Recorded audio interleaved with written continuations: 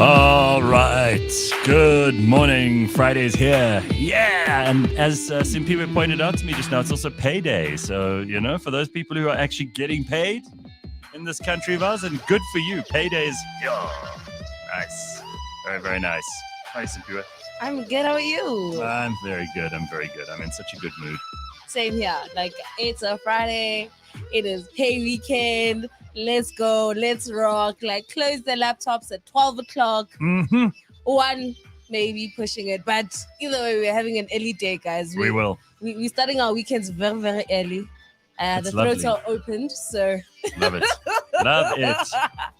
Very nice. All right, so we want to hear from you in the comments section. I'm sorry. So I just got to clear this up because a lot of people were very pissed off yesterday and the day before when their comments weren't coming up. Oh. It just froze. The whole comment section froze. And we cannot do this show. I hate to admit it. We cannot do the show without the comment section. We can do the show without some comments. Don't know, but you get rid of one, you have to get rid of them all. So I would rather have them, even if the comments might not always be the nicest ones. Rather have them than not. So Bring it on, everybody. You're here. Good morning from Swakopmund, says Carly. Very nice. Ooh, okay. Very good. And then I see JP saying he's in America. Nice. Maybe SA ain't so bad. There's crazy news in America. Well, let's start with that, shall we? Here's the picture that is going around the world this morning. Hey, how are you? That is what's wrong? That's the mugshot.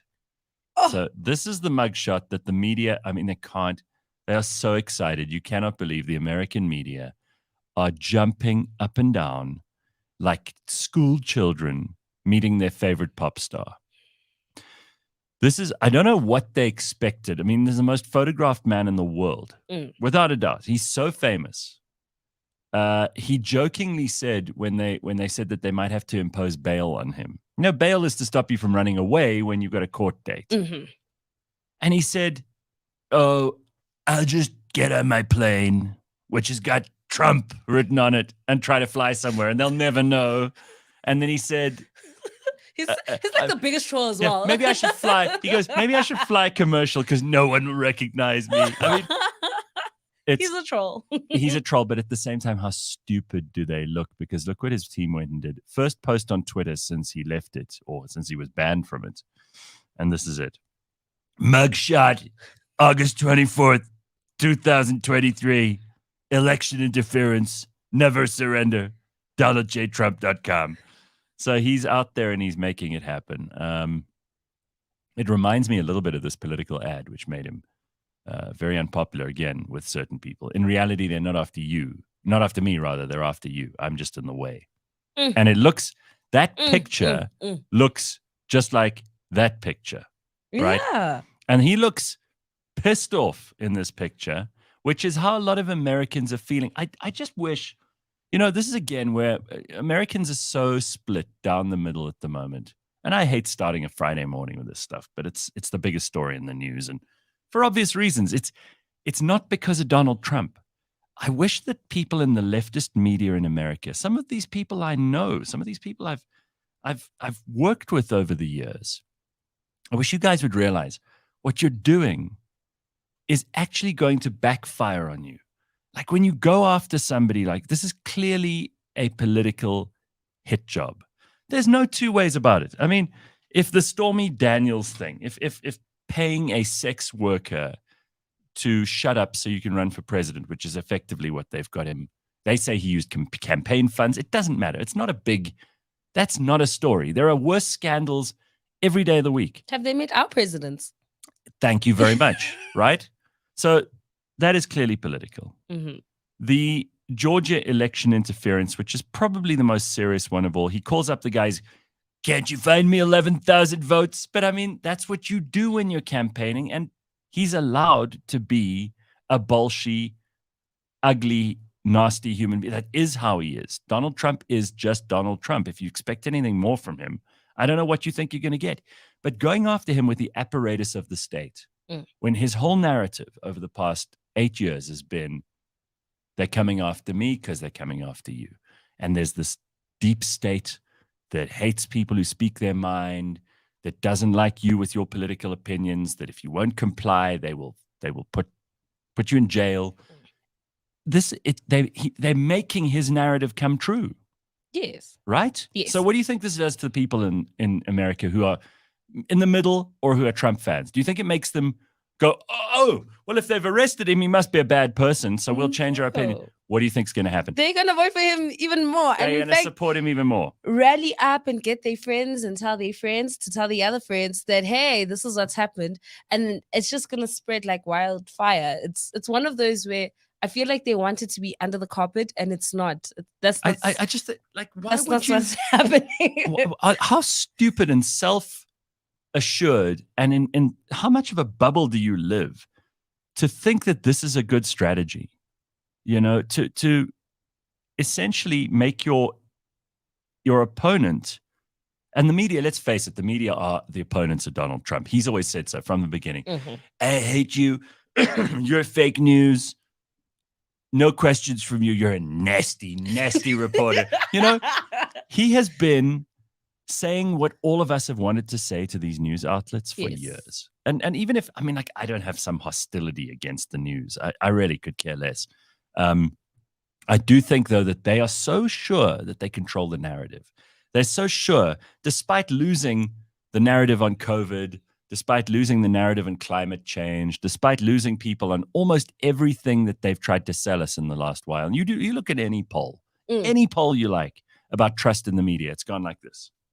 Yes. People have less trust in the media now than ever before. Conspiracy theories on the rise, trust in the media on the decline. So he set himself up to be against the media. And what are they doing? They're like feeding that narrative. And they're not doing it consciously. They're not doing it because there's some kind of machination about getting ratings or any of this stuff. It's delusion. They're operating on the basis that they think people still trust and believe them. You know, they did this this interesting piece of research on Trump voters, who are a very peculiar kind of person. Let's just put it that way. They trust Donald Trump more than they trust their priests, imams, rabbis, the people who support him. That's interesting. Isn't that wild? I mean, these are people you actually know, your priest or your, I mean, like religious people, right? These are the people that they're religious teachers. They're religious mentors. They're leaders in their communities. They trust this guy who they probably haven't ever met, because most people haven't met him, even though he's the most famous guy in the world. They trust him more than they trust their religious leaders. Now, that's just, that boggles my mind. But at least I'm not as stupid as the people in the media who think they're going to, by taking a mugshot of him, they're going to convince Americans who are in the middle or who are maybe a little bit Trump supporter that, nah, he's a bad guy. You need to turn away from him. As Simpiwe said, it's going to make people love him more. And this is going to accelerate his road to the White House. I don't see how it's going to backfire on him. They're going to try. They tried long ago, as he always goes, they tried with the Russian hoax. They tried with Russia. Which was made up. We know now it was made up. It was made up, but it was manufactured out of whole cloth by the Hillary Clinton campaign. Yes. That there was this footage of Donald Trump with hookers peeing on him, and oh my gosh, yeah. It was made up. It was called the Steele dossier, and it's all come out now in the wash that this was totally bogus. There was not a scrap of truth to it, and people like me thought there might be something to this while it was happening. But yet again, the deep state, whatever you want that to be, like this, you know, the FBI, the CIA, whoever, who, by the way, no one trusts them with all the things they've done over the years. And the media, I fell for that once. I'm not falling for it anymore. I'm like, this is a witch hunt. And this is clearly a campaign against Joe Biden's biggest adversary. Who's quite entertaining as well. And they're throwing everything they can at this guy because they're so scared of him, which makes me think I like him more. And I'm not even voting in this election. You know, it's just so weird. Like they've got this buggered up strategy. I wish somebody in the left wing media in America, which is pretty much the whole media, because everybody goes, well, what about the right wing media? There's Fox News, which Donald Trump hates Fox News. I understand why. Right. So Fox News are now trying to reposition themselves as being like moderate Republicans, but it's not working, right? I mean, Tucker Carlson interviewed, just a quick media story for those who care. Donald Trump was on Tucker Carlson while the Republican debate was going on. All the rats and mice candidates were on Fox News. Big presidential debate. Ladies and gentlemen, from Milwaukee, the Republican candidates for president of the United States. And they all lined up there, these second runners, these people who will come third and fourth and fifth and eighth, and we won't even remember their names. In 10 years, no one will remember. Donald Trump goes on an internet show with Tucker Carlson. This is how much the world has changed. Okay, who's just been fired from Fox News or resigned or whatever. We still don't know what happened there. Supposedly the most unpopular man in America gets interviewed by a has-been, supposedly, again, according to the media, reporter, journalist on X, which has been renamed after it was called Twitter before, which is not a mainstream media platform, even though it's got millions of people all over the world watching it. More people, I want you to pay attention to this number, more people watched that interview that Tucker Carlson did with Donald Trump than watched TV at all on the same night in America. That is appalling for media. Like, if you run an expensive TV channel and you're fighting for, 2, 3, 7, 8 ratings points out of 100, and you're putting on shows that are like Stephen Colbert and Jimmy Kimmel and what's the other Jimmy and all the other Jimmys. These are the late night shows. All these late night shows that cannot get into double digits. And this Tucker Carlson show is it's wiping the floor with them. All of them put together are not as big. This is the sign, guys, in the media world. This is the sign that you need to change strategy. You know how they say in business, you've got to pivot? Well, I don't think that's what they want to do, and that's the death of media. And I think that's the biggest issue, is that people want to stick to what they know. Yeah. Let's stick to the format that we know. Let's interview people how we've always interviewed people. You do a 5-minute intro, 30-second break, come back again. It's like people don't want that, especially like the newer generation and the younger generations. They just like, give me a YouTube video and I can watch it ad free. So Carla says, I didn't think it was possible for Gareth to gush more over Trump. Here we go again. Never say never. Now, did I gush over Trump or was I talking about the media? How much did I say, Carla, you're supposedly a smart guy, all right? I'm going to give you the benefit of the doubt. You can get the podcast afterwards and you do the homework. I'm going to hold you to this comment, right? I'm putting it up on the screen because I'm not going to forget about it. Go back, find a compliment I gave Donald Trump. Find something I said about him that's like effusive and gushing and all those things that you just said. Find it. And then compare it to the whole conversation Simpiwe and I've had just now about the media. And then apologize. God damn it. Congo Chris says, let's not forget the lefties had a meltdown and said the election was stolen in 2016. Well, Hillary wrote a book about it called What Happened? She's like, what happened? Well, Hillary, you lost because she was the worst candidate in history. Yeah. And Trump didn't win by a large margin. He won by this much, right? Yes, and I think that's what got them. It's like at the end of the day, Oxalai, as South Africans say, he won. Right. And everyone's like, how? Why? No, that's not how it's supposed to go. Like, who did this? And it's like the people voted. Point blank period. Right. Graham says, whenever Trump came up in conversation when he was president, I used to say, I like Trump, what he's doing, he's promised, and why he was voted in. People couldn't explain why they didn't like him. I think that's also the issue. Is if you're not going to like someone or you disagree with people's opinions, please come with receipts. Please come with facts. Don't just be like, I don't like him because I don't like him. Well, that's pretty much the whole argument. And I said this yesterday in the Burning Platform with Kanthan and Pumi, and we had an American on the show, Chris Wyatt, who's been on before. I said, well, saying he's not a nice person It's not enough. is not I mean, I don't think that Jacob Zuma is a nice person. I don't think that Cyril Ramaphosa is a nice person. I certainly don't think the president of El Salvador is a nice person. but he seems to be getting crime under control. Mhm. Sometimes you need not nice people to make shit happen. Yes. I'm not even going to comment on Trump's personality, which I think we've discussed ad infinitum on this goddamn show. Sianda says, the way the media is going after Trump reminds me of when Zumba was running for his. Yeah. Well, exactly. Zuma, I think you mean. It might have been a B that slipped in there. Someone said something interesting here. So can we talk, this is Congo Chris, about how BRICS is starting to look like a movie villain alliance? So yeah, RAVs, Russians, Arabs, and villains. Well, from an American point of view, it is like a villain thing, right? Oh, yeah.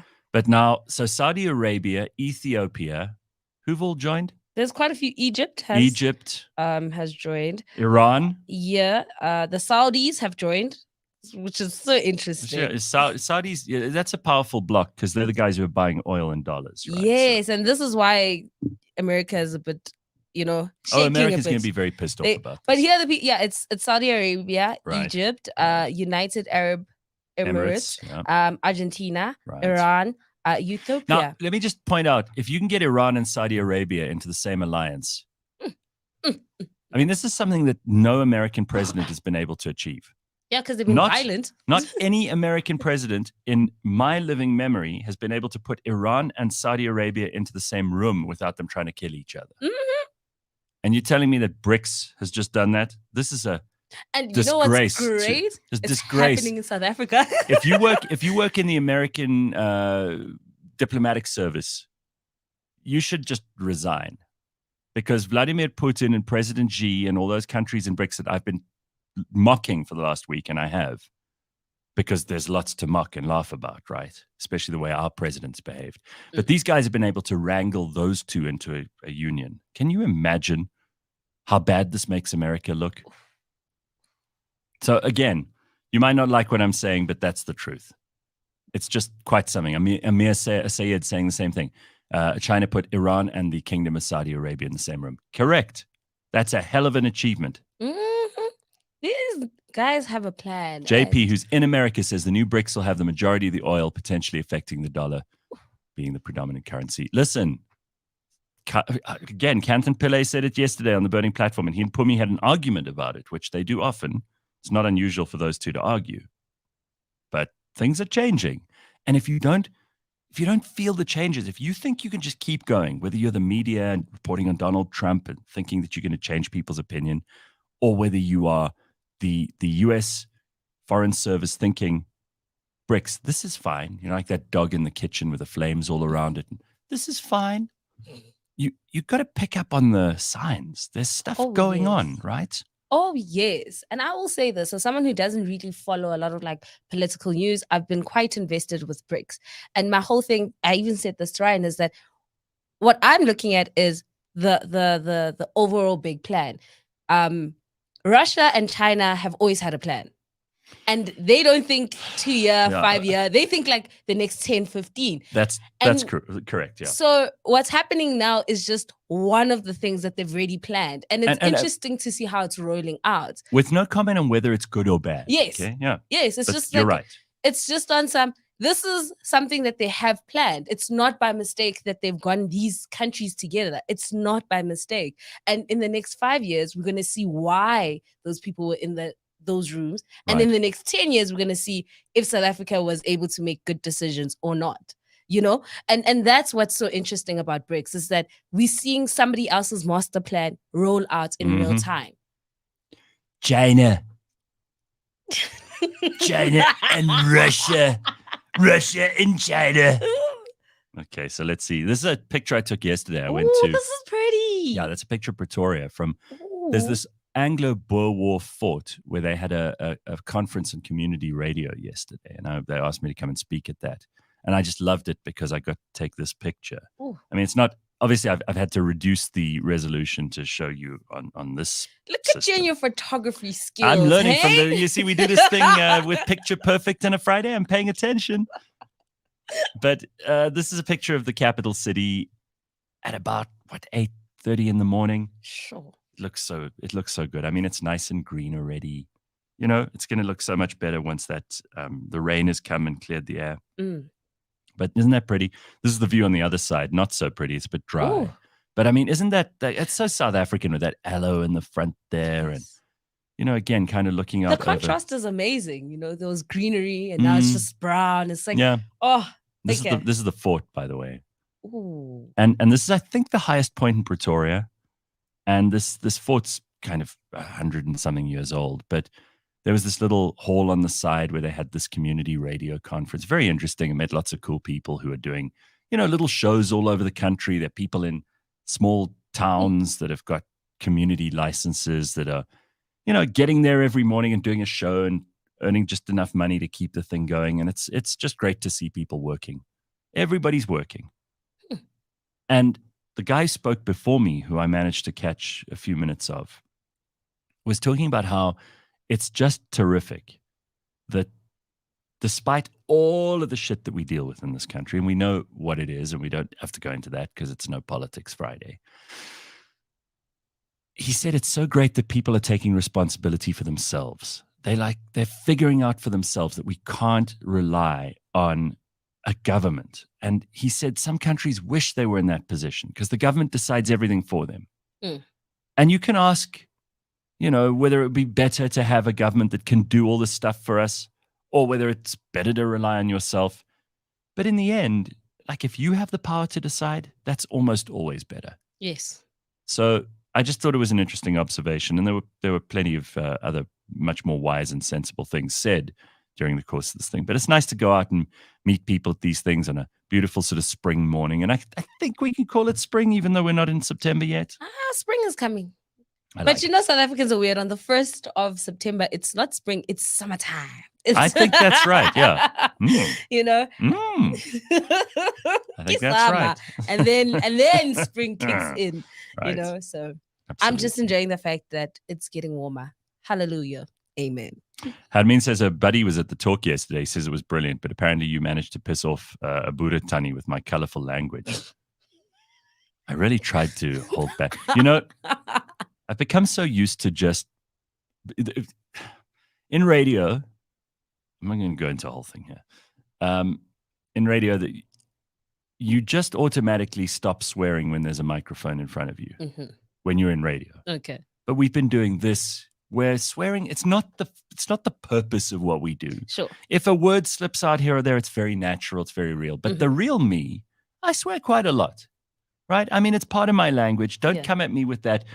People who swear don't have any vocabulary, because I'll take you on that front, and I'm pretty sure I'll win.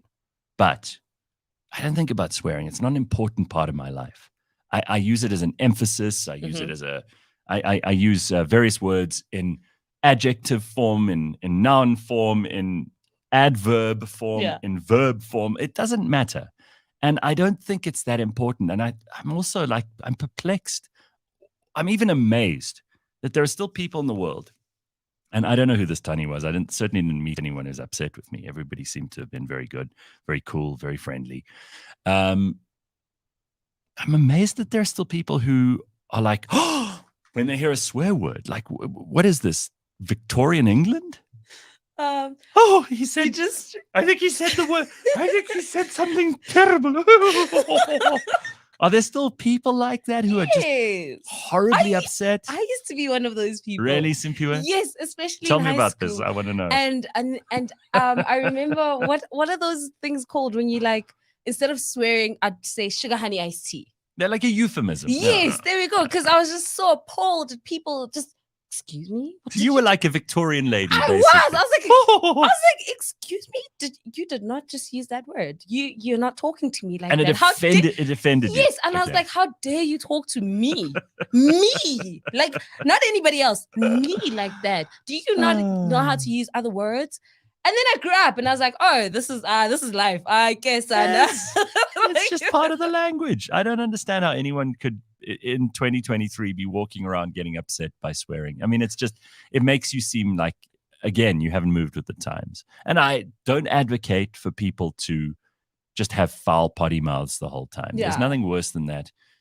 But it seems to me that almost anybody who has something to say at some point occasionally will let an expletive out from the most controlled and refined people I know. Yeah. And that's okay. Right the way down. It's okay. Yeah. I'm not judging you. I mean, even politicians these days who are desperate to impress everybody, even some of them are swearing. Shithole countries, example. Maybe that's why he's not liked. maybe that's the whole thing, right? Anyway, I mean, there's a couple of comments here. Rebellious Ruth, I don't know if I agree with you. She says intelligent people swear the way you do. Some. I know some people who they refuse to do it. They're not offended by swearing, but they refuse to actually partake. Yes. So they're like, oh, what?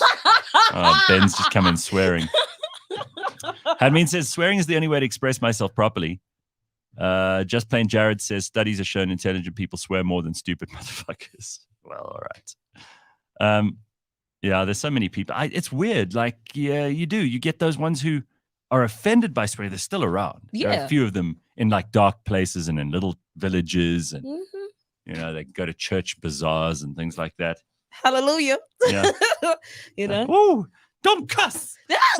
Don't Get be behind me, cussing. Satan. Get thee behind me, Satan. Yeah. You're swearing, so you must be the devil. Yes. And then you get the ones who aren't offended by other people swearing, but they choose not to. Yes. Which I kind of respect. It's like, for example, there's some people who will do anything they can not to offend someone else, which is very sweet, but it's also kind of stupid because you're going to have to negotiate, express yourself, debate, discuss at some point. This is the issue about growing up. Then you learn about like these different things, why people act like that and why people are like that. And then it's like a childhood trauma. They're called people pleasers. And the reason why you do this is because when you were young, you didn't get this from your parents. And all of that, I'm just like, can we just, I mean, Ben can't help himself. He has to use the word puss every day, whether he likes it or not. Don't you?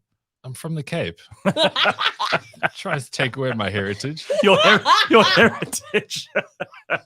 I saw you had a very nice dinner with your brothers yesterday. The three Karpinski brothers got yesterday together. I was exposed to what was just something so special. Basically, like the vape of braaiing. Oh. It's this perfect little ceramic like oven thing that you put coals into, but special Japanese coals that do not have smoke or odor. Oh.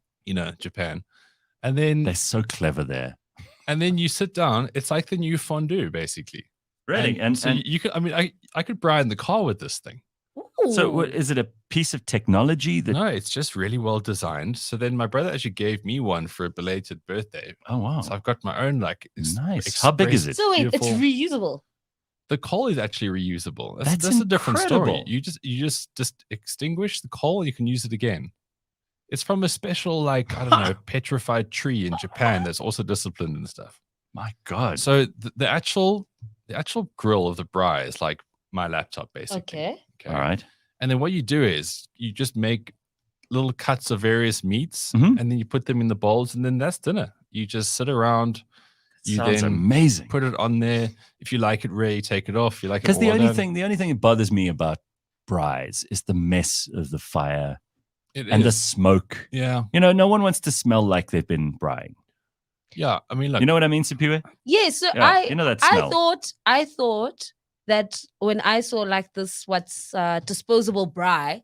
So it's just as big as Ben's laptop. And basically it's like a once-off thing. You put the meat there and then boom, you can throw it in the bin. You don't need a braai stand anymore. That was amazing. That was like, oh my gosh, it is. And for $50.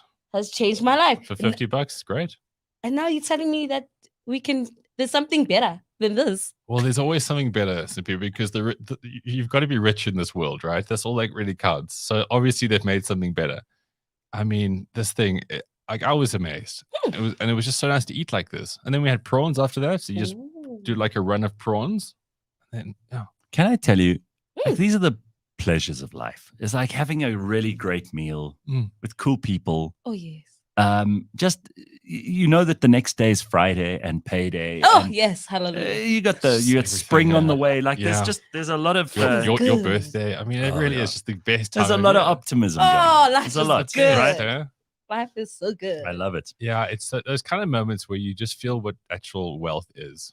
And that was so nice. And you don't need millions of rands to have this kind of happiness. You could choose to have it right now. But genuinely, I could be using this, braaiing in the car.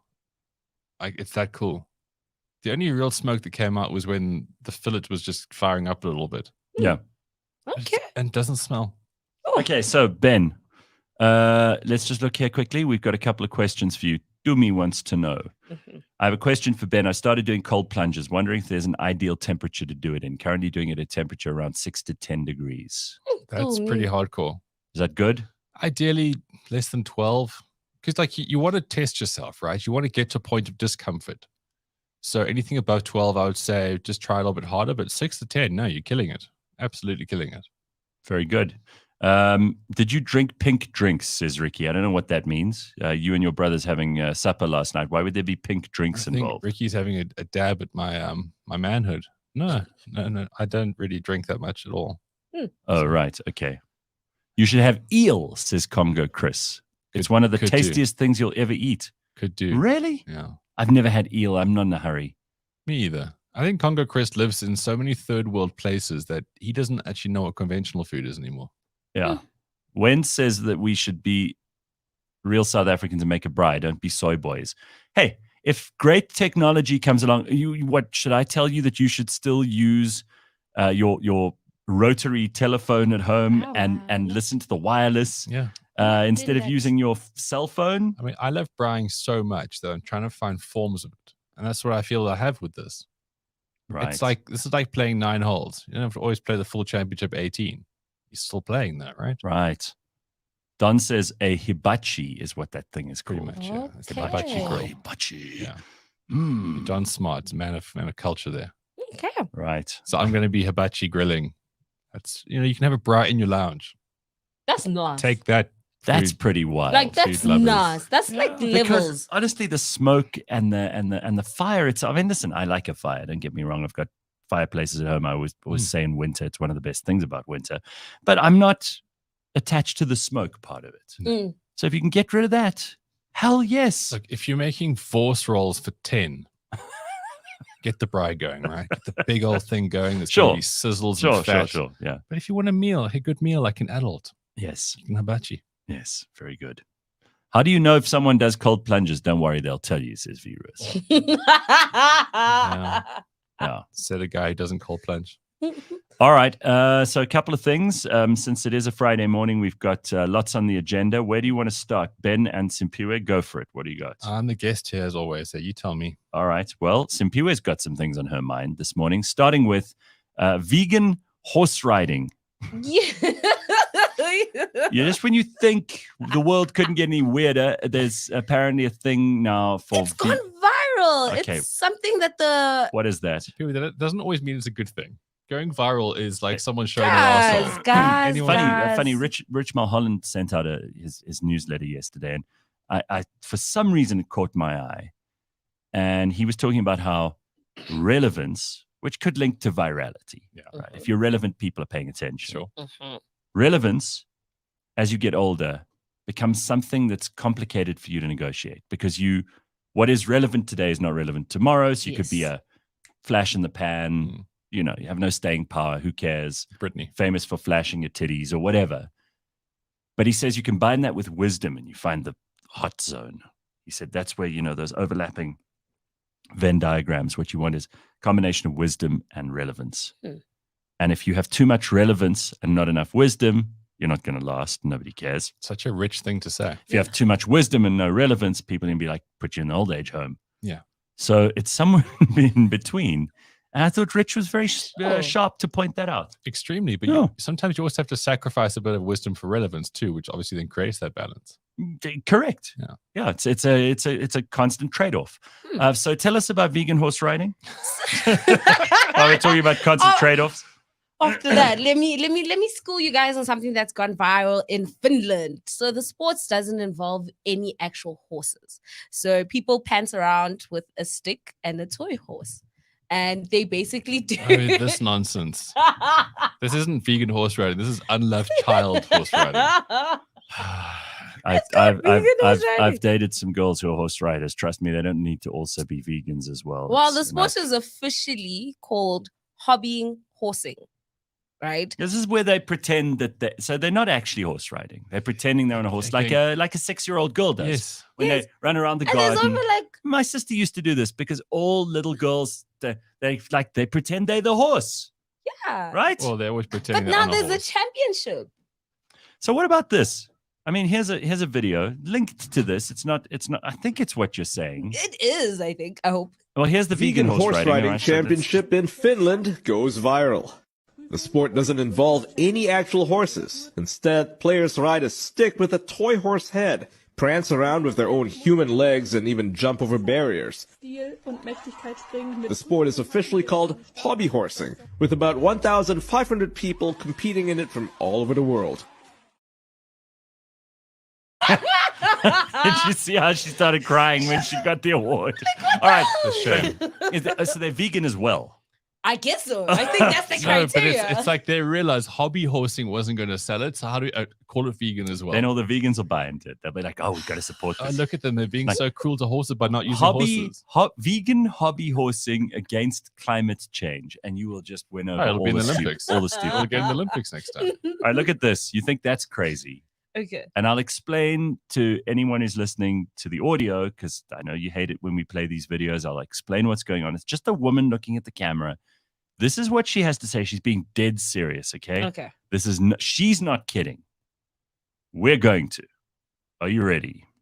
Identify as a cat, but I cannot take him to a vet because I tried that, and the veterinarian told me that because he has human anatomy, that he does not know how to work on him or diagnose him with anything, and he legally cannot.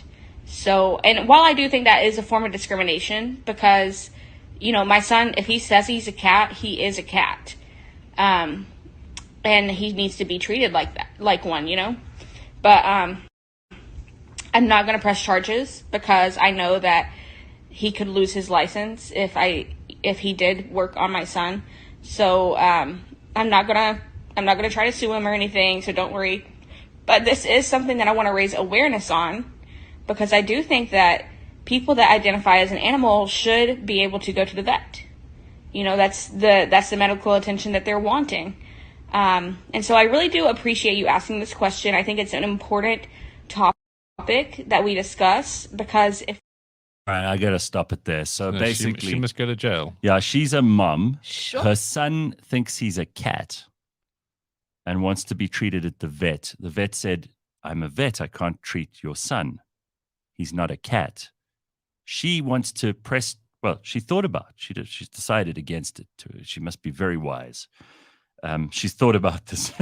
She took one step back of relevance. You're right, exactly. She sacrificed some wisdom for some relevance in this case. She decided she's not going to press charges against the vet. Oh, honey, please press charges, and then you can be sued for being a dumbass. I would love to do that. I would crowdfund that counter suit. She's being very serious though, and it's amazing that what we joked about, this would have been a joke of mine 8 years ago. I would have made a joke. Mom thinks child is a cat because child says he's a cat, takes child to vet rather than doctor. You'd laugh. Ha! That's ridiculous. It'd be like a funny prank, and everyone be friends afterwards. This is real. This is a real. This is an actual- actual mother who is. She's party to child abuse. I mean, can you imagine your children telling you something and you just accept that it must be true? Their identity is a cat.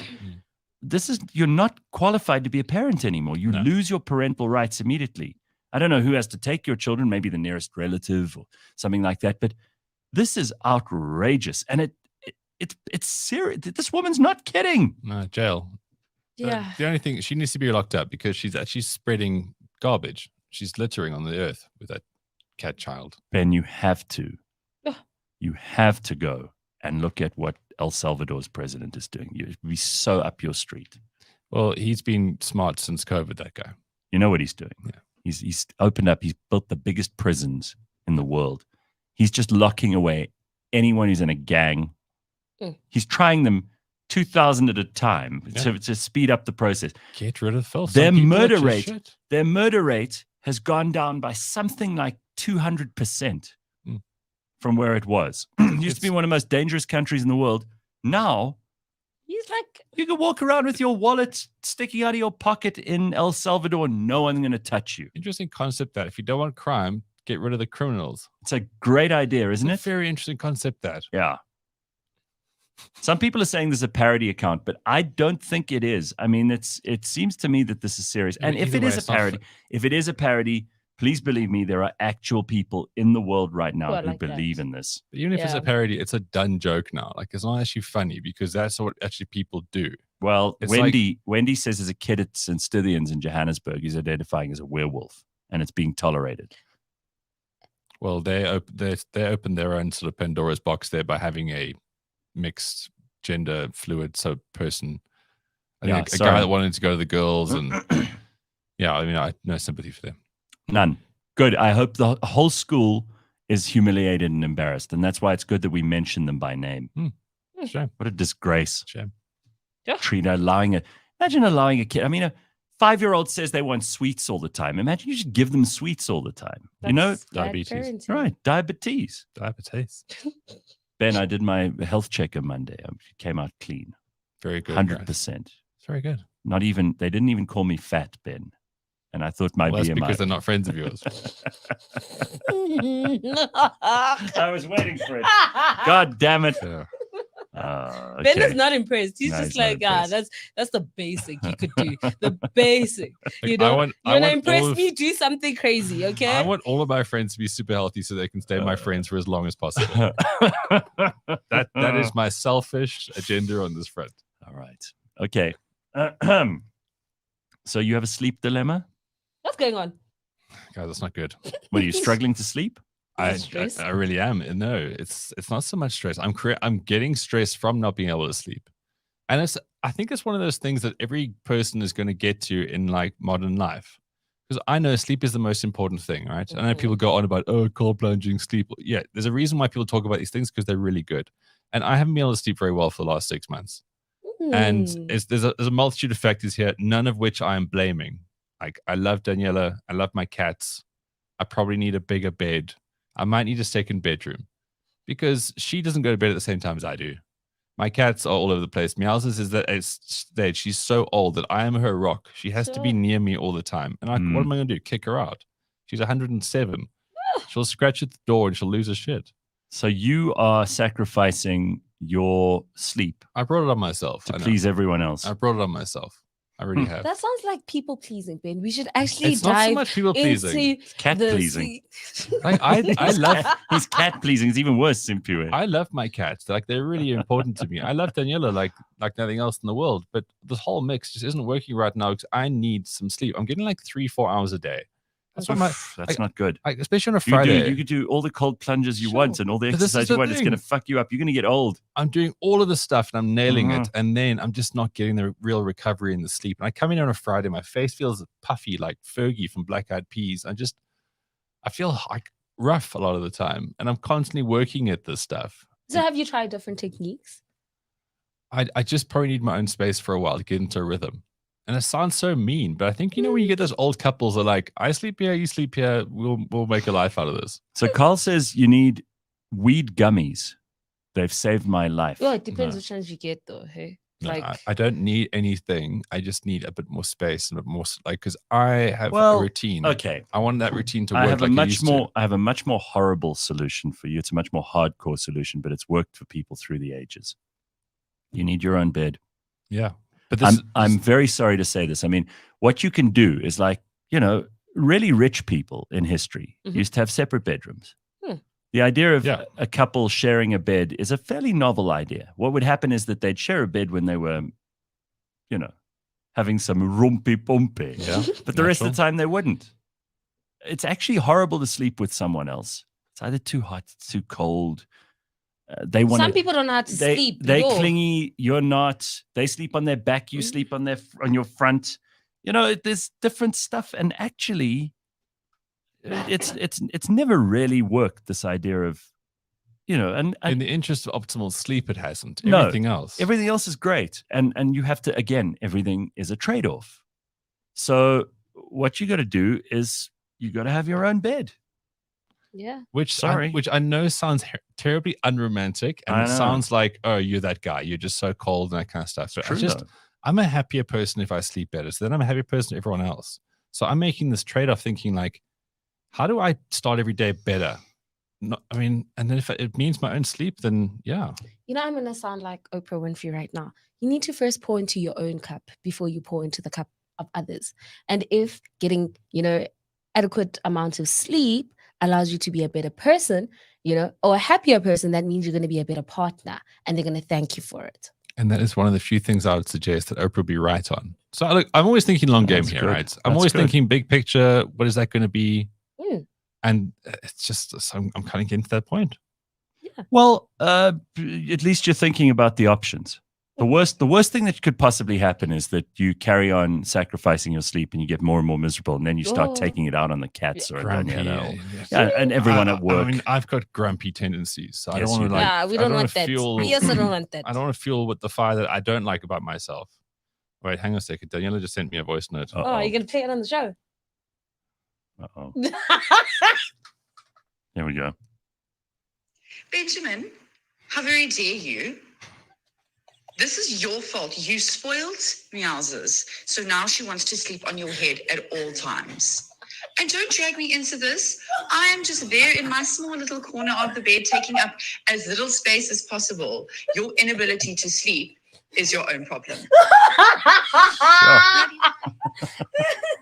All right. I like how she started, Benjamin. I mean, she's quite right. Like, she doesn't really hinder me, but she always has different bedtimes, right? And I'm not going to say to her like, okay, we should go to bed at 9. She's got her own stuff to do. She has her own life. Unless you are you're really, really stupidly in a deep sleep.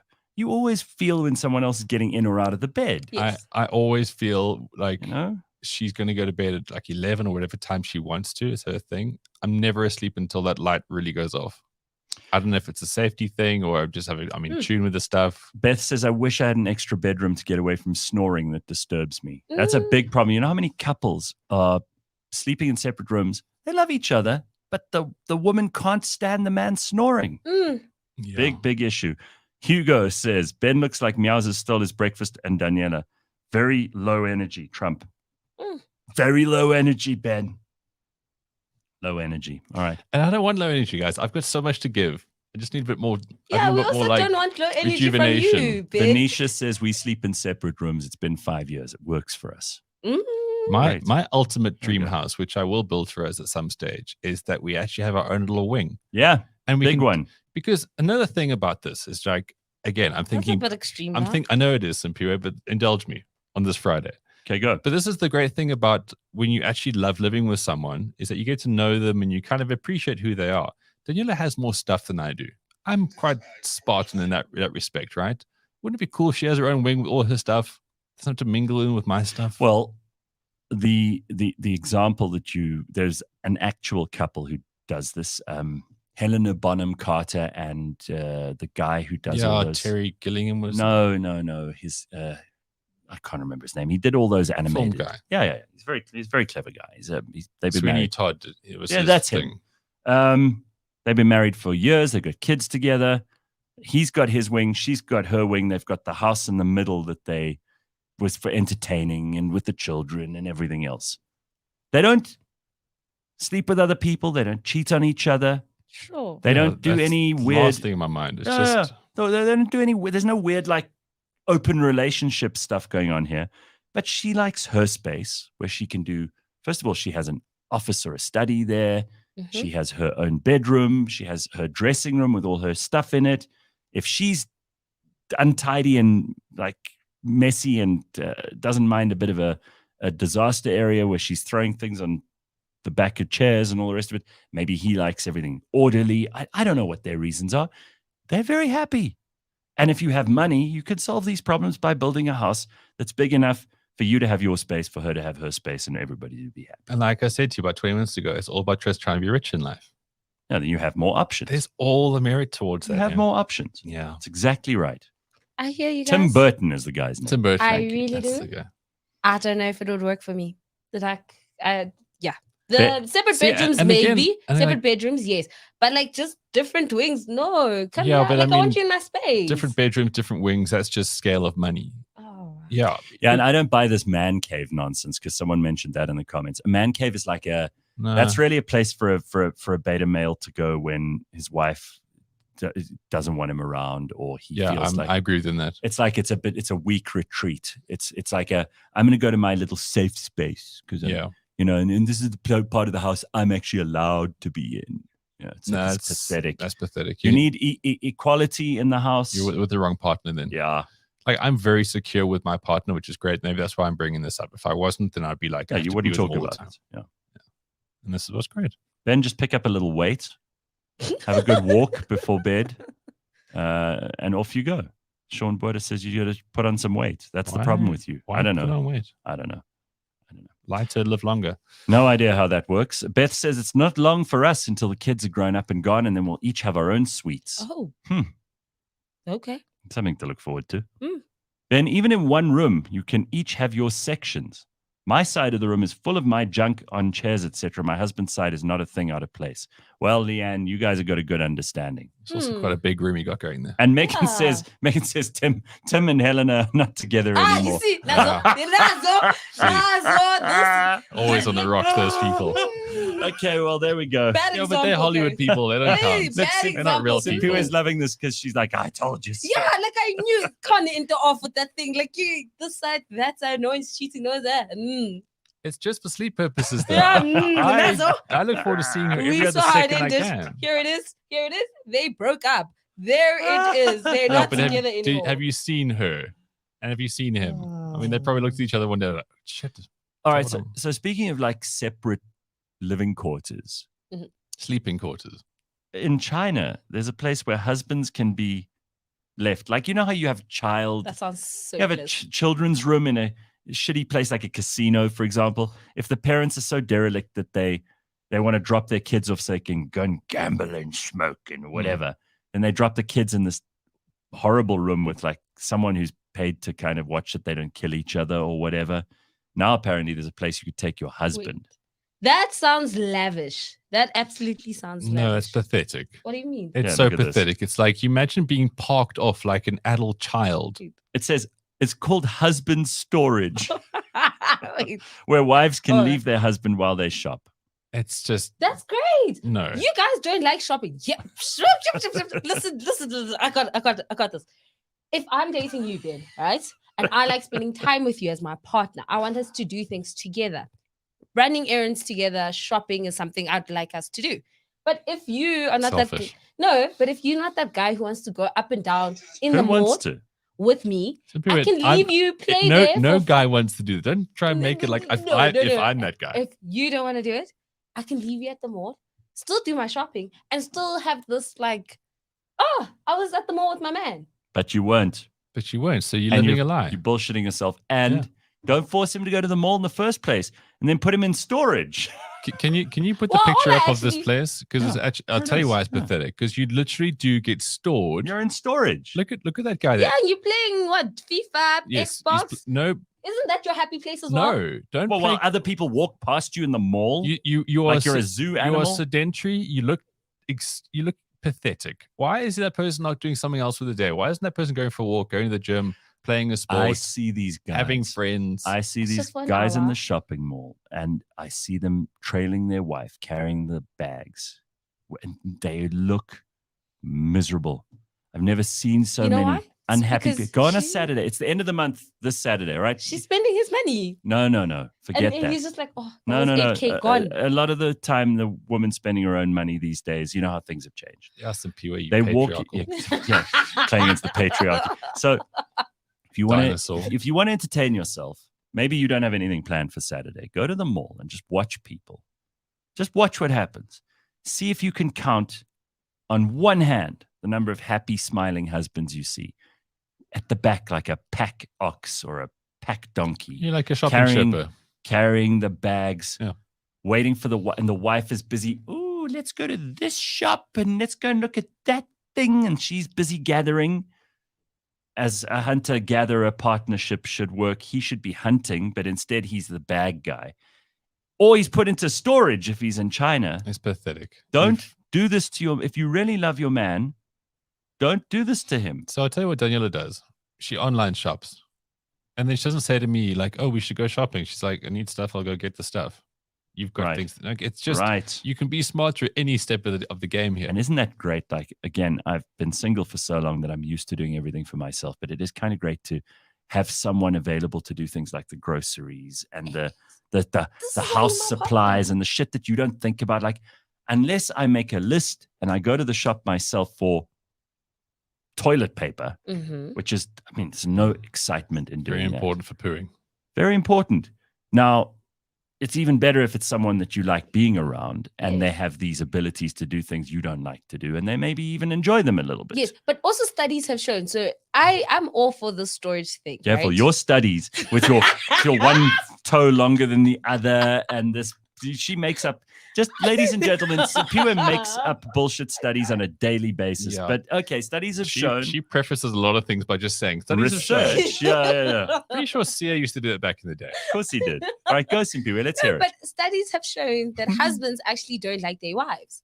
Don't So, like them. Yes, they don't like the woman that they chose to marry. Oh, but then Right? A majority that's of a men. much bigger problem than shopping. You see what I I would say mean? grown tired for many of them. They definitely liked in the beginning. Maybe some wives Maybe don't didn't. like their husbands I don't anymore. Well, studies have shown, Gareth, that actually, conversely, they don't like them either. Right. So all I'm saying is that if you don't like the person you're with, doing anything with them is always going to just bring out the grumpy side of you. Mhm. Viasan says, look at all the benches outside the shops. Some of the men look like they want to jump from the top floor. I am one of them. Ah, Nuzzle. Yeah, I see. Mm. We stay quite far away from big shops, so when we get a chance to go, we choose our shops and shop together. Oh, TP, you're so lucky. You see, You're like so certain lucky. things are cute when you guys It's are doing just- it together. But the picture of this whole thing, we started this conversation on. There's a man, Yes, a grown in man, a cage, sitting in a in a storage bin. basic storage bin playing games. Sad. Does he not look like the saddest person in the whole world? That Okay. picture. Let's play. And the worst part is, I couldn't relax and play a game in a glass box like that with people walking past like you're a caged animal in the zoo. I wouldn't relax and enjoy it. But you're a grown man. It hurts my head. It's It humiliating. hurts my head. Very humiliating. I don't like that. All right, let's talk about the future of sport, shall we? Yes. Because we've got just a few minutes before we get to 7, and I think maybe we should do the sport at the same time. Well, let's just do the sport at 7, I think, because we've got a big weekend here, Gareth. Okay, so Let's you not don't want to try squeeze and- it in. Let's not But squeeze it in. you think you found the future of sports? Well, I don't think it is, but you know what you're talking about with it's this. that vegan hobby horsing stuff. Yes. You use a couple of words together and you realize how like tired guys are. Yeah. And so there's this, she used to be on Golf Channel, her name was Holly Saunders. Now if you look at her now, you think she's just been doing porn for about 20 years. Really? And Holly she Saunders. Sonderes. Got you. So she has, Jesus. and she said openly, she's like, I've been in television for about 20 years. I know what works. So you think, Right. okay, well, what does that mean? She's been in golf, okay? She's a accomplished sports broadcaster. I'll show you what she looks like before we carry on with this conversation. Look Mm-hmm. up Holly Saunders, okay? You have to see her to know what the context is for this Mhm. conversation. But she's clearly got a background in TV and She's got a background in being presenter, TV, actual sports, accomplished golf analysis, Okay. analyzer, analyst. analyst. And she said, look, guys, this is what works. Girls getting their titties out and playing sport. Hmm. Those were her words. So she's created this platform called Xposed Sports. And for Look at her though. for $29.99 a Mm-mm. month, you can basically watch naked sports endlessly. 'Cause that's what she does. She just streams, like, I don't know if they're porn stars, they're models, whatever it is. And she just streams naked girls playing beer pong, titty twisters, wrestling, boxing, pool, whatever it may be. I predict enormous success. Me too, because the whole point I want to bring this up is the guy with the man storage thing in the mall. He'd rather watch that. If at you are home. looking at how sad men are becoming, they just this woman is actually a genius. She's going, everywhere I've gone in life, the only reaction I get from guys is when they see girls with big boobs. Mhm. And she has done this over 20 years. She knows how to get a reaction. She's been within sports where it's like, okay, I can interview Tiger Woods or I can wear this really lacy top. So she is a combination of wisdom and relevance. That's the thing. She's That's used what her she is. wisdom to plug into Right. relevance. Absolutely. So, I mean, look, Very clever. people are spending, we know for a fact people spend money on OnlyFans. We know for a fact that people are all about entertainment nowadays. I think most sports fans would probably gravitate towards this if you're the guy who's tapped out, right? According to some people who studies, doesn't like his wife, gets put into storage. She is now getting all of these elements. She's done her research. And all these men are like, in my man cave, which you already pointed out, the story is bringing this whole hour together, but there's beta male man caves. They're going to be watching Xposed sports with their mates because that's the thing. Clever woman. And it is so sad that sports actually got to this. She's right. Yeah. It's terrible for sport because all she's done is Sexualize it to just it's like sport used to be, like a beef Wellington, and now she's like, fuck that. Drive through hamburgers, let's go. Right. She knows the business. She understands. Back to what we were talking about before Ben even arrived. The world is changing. You got to change with it. Yeah. And she's found girls that need a buck, and she's found guys that want to spend a buck for those girls. Right. And instead of them being in storage in the mall, they'll stay in their man cave at home and watch Xposed sports. It's a win for all the people, the weak ones, the strong ones, the clever ones, and the dumb ones. You clearly don't know how women are. She's going to walk into his study or room one day and be like, what the hell's that? This is what you're into, so this is what you like. What about me? And then he'll do it in secret. And he'll just divorce. Either way, guys are going to do this. I know what guys are like. Yeah. Sad and pathetic guys, because if you general guy out there, it's a gimmick, right? Like I would watch it, laugh, put it on in the background if you've got a party going on, but not take it seriously. No. Watch it in my spare time. 620 Rand a month breaks 620 Rand a month. That's a lot of money. It's more than DSTV. It's probably better value than DSTV. Well, this is the kind of stuff that's in the world, okay? And this is what we shared with you. Sure. We try to bring you the stuff that will keep you up to date, relevant and wise. Actual sport, though, in the next hour. Right, that's coming up next. Don't go away. This week on the Auto Trader podcast. Well, I'm a recreational pilot, and it's fun to fly, but it's not a mode of transport.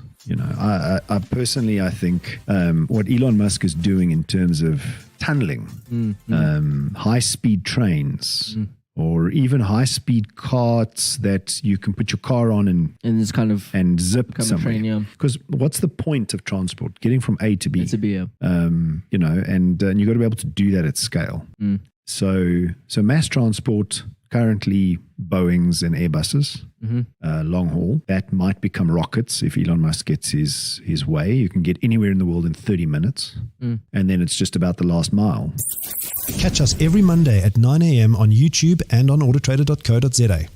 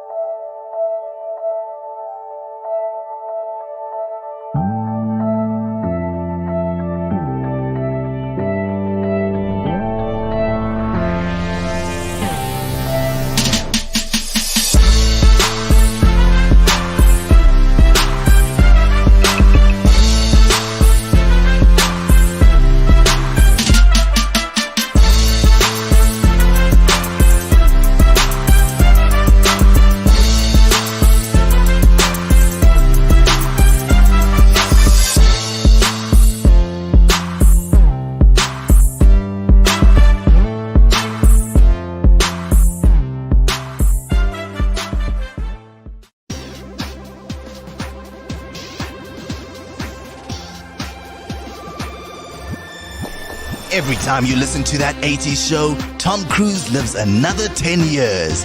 Every Friday on CliffCentral.com, Paolo and Dory review movies, reminisce about old songs, remember childhood places that are now car parks, and say some outrageously rude things about Patrick Swayze's brother.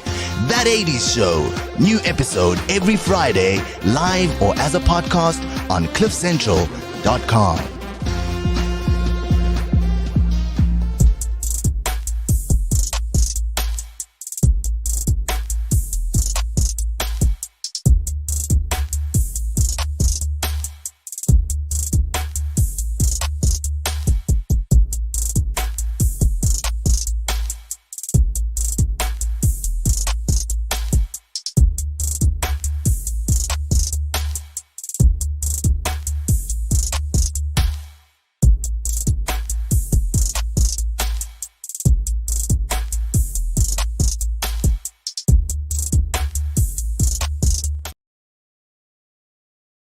All right, it is Friday.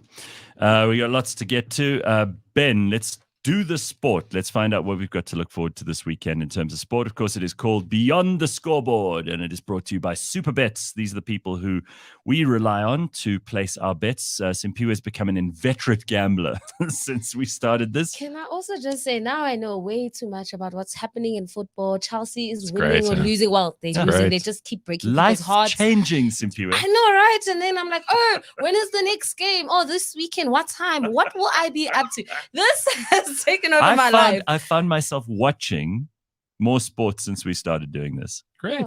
Because Yeah. you know more about it. Gets you Right. closer to it. That's what we're here for. Yeah. Let's have it all, Ben. So let's Go hear for what it. you have All to right. say. Well, we all know the Rugby World Cup is 2 weeks away now. It's a very exciting time, and all the teams looking for tune-ups. So that's what normally happens, right? You go over to where the World Cup is, you get to acclimatize the conditions, you play a couple of warm-up games. Mhm. Normally against lesser nations, blah, blah, blah. Just getting the mothballs out, getting it going. Not in this case. The Springboks are playing the All Blacks tonight at 8 o'clock. The biggest rugby rivalry in the world is now a warm-up game. Interesting. So a couple of things here. Obviously, it's a big money thing, right? They are selling out. They're filling up Twickenham, which means pounds, which means lots of money. And with the curtailed rugby championships, they obviously made less money this year. So now it's a big payday for the players. But also the most hectic warm-up game in the history of warm-up games in all of sport. Both teams full strength. Siya Kolisi will be back. Hopefully he can go through unscathed.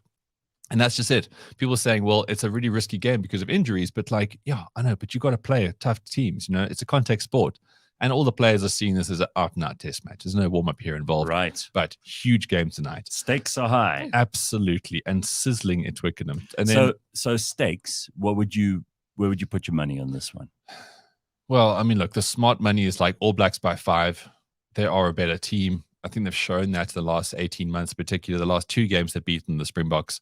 The Springboks obviously are still working around the combinations. They've pretty much got their full-strength team.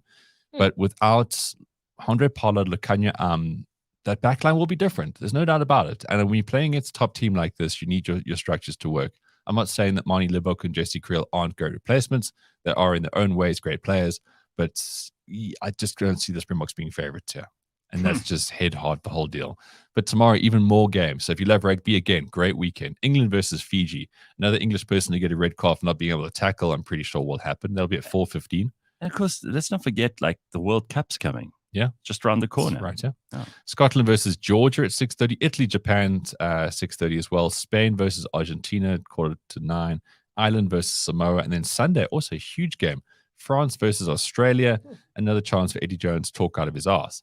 So football obviously is a really big deal. Before as you we go know. before you go into football, Carl has a question. Ben, the stats say we have only a 13% chance of winning the World Cup. Do you think that's accurate? That seems unfair. I would still say we're definitely in the top 4. Okay. But it's quite a long conversation, this, because Ireland are the best team in the world, okay? Number 1 ranked, and everyone's been blowing smoke up their nether regions. Mhm. But they're also dog shit when it comes to World Cups. So World Cups are interesting like that. You can take all the form you want, all the stats you want, but when it comes into those knockout sort of games and those sort of situations, some teams are just better. And the Springboks are traditionally a good World Cup team. So yes, the stats and all those kind of things, I totally agree with them. It's hard to argue with it. But World Cups are different things. Ireland's never got past the quarters. Well, Since okay. 1990, they've never got past the quarters. All right. So then let's see what happens. Sorry, we'll get to 1988. That was the first World Cup. we'll get to betting on that in the future. But let's go on to Yeah, we'll do a football. big World Cup preview. Yes. So Premier League, right? Only 7 teams are unbeaten. So it's still early days to look at the log, but obviously certain teams are already looking better than the others. But if you're looking for some big bets this weekend, maybe a big multiplier, Chelsea versus Luton Town. Chelsea. Chelsea are going to loot the town, 9 o'clock tonight. Saturday, we've got Luton. Bournemouth versus Spurs at 1:30, Arsenal versus Fulham at 4, and Man United versus Forest at 4. I feel like there's good favorites there. All And then right. Sunday, Sheffield United versus Man City and Newcastle versus Liverpool. So there's always huge games, right? Newcastle versus Liverpool is going to be a big one. And that's pretty exciting, which leads us to something that might not be exciting, but I feel as a group, we need to bring this up. Mhm. Does anyone really care about the PSL? Should we be talking about the PSL on a weekly basis? In the comments, tell me, Ben, bring I his just say, PSL. wait, if it's Orlando Pirates or Kaizer Chiefs Yeah, or maybe big Sundowns, derbies. maybe yes, the big derbies. But in Genje, who are those teams? Who are those Yeah, guys? it's difficult. Like, how deep do we go here? Because you mentioned Sundowns, right? They've won the last 6 titles. They currently have won 5 out of 5 games. They're top of the log. They're the best team because they're the only real business here. The rest are Mickey Mouse. I mean, Chiefs used to be a big deal. They haven't won the thing since, 2015? Pirates used to be a big deal. They haven't won since 2012. That's outrageous. So these there's legacy teams here, but a lot of them don't do business very well. And Sundowns, obviously, because of Patrice Motsepe and just the legacy that they've created JP themselves. says, let me know when Sundowns lose. That's what you can do. Okay. Well, I mean, look, this is the thing. I'm not trying to be comprehensive. I'm trying to be useful. All right. So don't bother otherwise. Okay. Well, that's fair. I mean, going into other things no one really cares about. F1 this weekend, Dutch Grand Prix. We've got that to look forward to. And a lot of memes going around. The worst thing about the Dutch Grand Prix is you got to hear the Dutch anthem twice. Because obviously for where it is, and then for Verstappen winning. So they've had a bit of a summer break, obviously, for the guys to go and spend some time in the yachts. I mean, they earn so much money, they've got to enjoy it somewhere along the line. So yeah, Dutch Grand Prix this weekend. Obviously, Red Bull 1-2 is what everyone's talking about. One other thing, if you do like golf, is a very interesting weekend because the Tour Championships. Now, the best 30 golfers have got to East Lake Golf Course, where us mere folk will probably never be able to step foot. It's a very exclusive place in Atlanta, Georgia. And how they do this is that, kind of like F1, if you're the fastest through the qualifying, that kind of stuff, you start at the top. So Scotty Scheffler was the best golfer this year on the order of merits, the whole money list. So he'll start at -10. And then the other guys below him will then be low on the thing, right down to even par if you're the 30th player. So there's an unfair advantage, but it's also just almost like a ranking kind of thing. And yesterday Scotty Scheffler shot +1, so he's dropped down to -9 in 4th place. And this Colin Morikawa, the last 2 weeks, I know this guy has been due. Okay, I've been betting on this guy. And this jackass has done nothing. Yesterday, 9 under par. He's now leading. He shot an incredible 61 yesterday, blew the field away. So he just vaulted himself from -1 to -10. He was nowhere. Did you give up on him? I did. Oh, no. I gave up on him this week. I was like, well, screw this guy. 2 weeks in a row. I did my research. My wisdom and relevance brought me to a point that I thought he was actually worth betting on. And it just turns out I was a week early on him. So Colin Morikawa is in the lead there. Keegan Bradley's also doing really, really well, really resurgent force in game. And Victor Hovland, my money would be on him to win this weekend. He won last week. He's a very, very good golfer. I think he's peaking so beautifully. And of course, the Ryder Cup is about 6 weeks away now. So these guys are trying to get like a lot of sort of psychological edges over each other. Obviously, America versus the Europe. So that is to be to watch this weekend. And then there'll be UFC in Singapore. So not a great time zone. Not the most incredible card. We've got Max Holloway taking on the Korean Zombie. Korean Zombie was a big deal, and then he had to go do that whole Korean army thing. You know, like it's seen in so many different sports. You get this guy, he's doing so well as a pro sports person. They're like, yeah, go to the army. And he had like 2 years of his prime just taken away while he was polishing rifles and talking shit. Unbelievable. So Max Holloway, I would say, would win that. All right, very And good. that's pretty much it. Short and sweet for your sport. Go to Beyond the Scoreboard. We've got a page for them on cliffcentral.com, and you can get a 50 Rand free bet when you sign up for Super Bets. It's pretty damn simple. I mean, if Simpiwe and I could figure it out, and we've never watched sport properly or bet on anything before, then you can. It's that easy, and it makes sports so much more fun, and it gives you some extra skin in the game when stuff is happening over your weekend.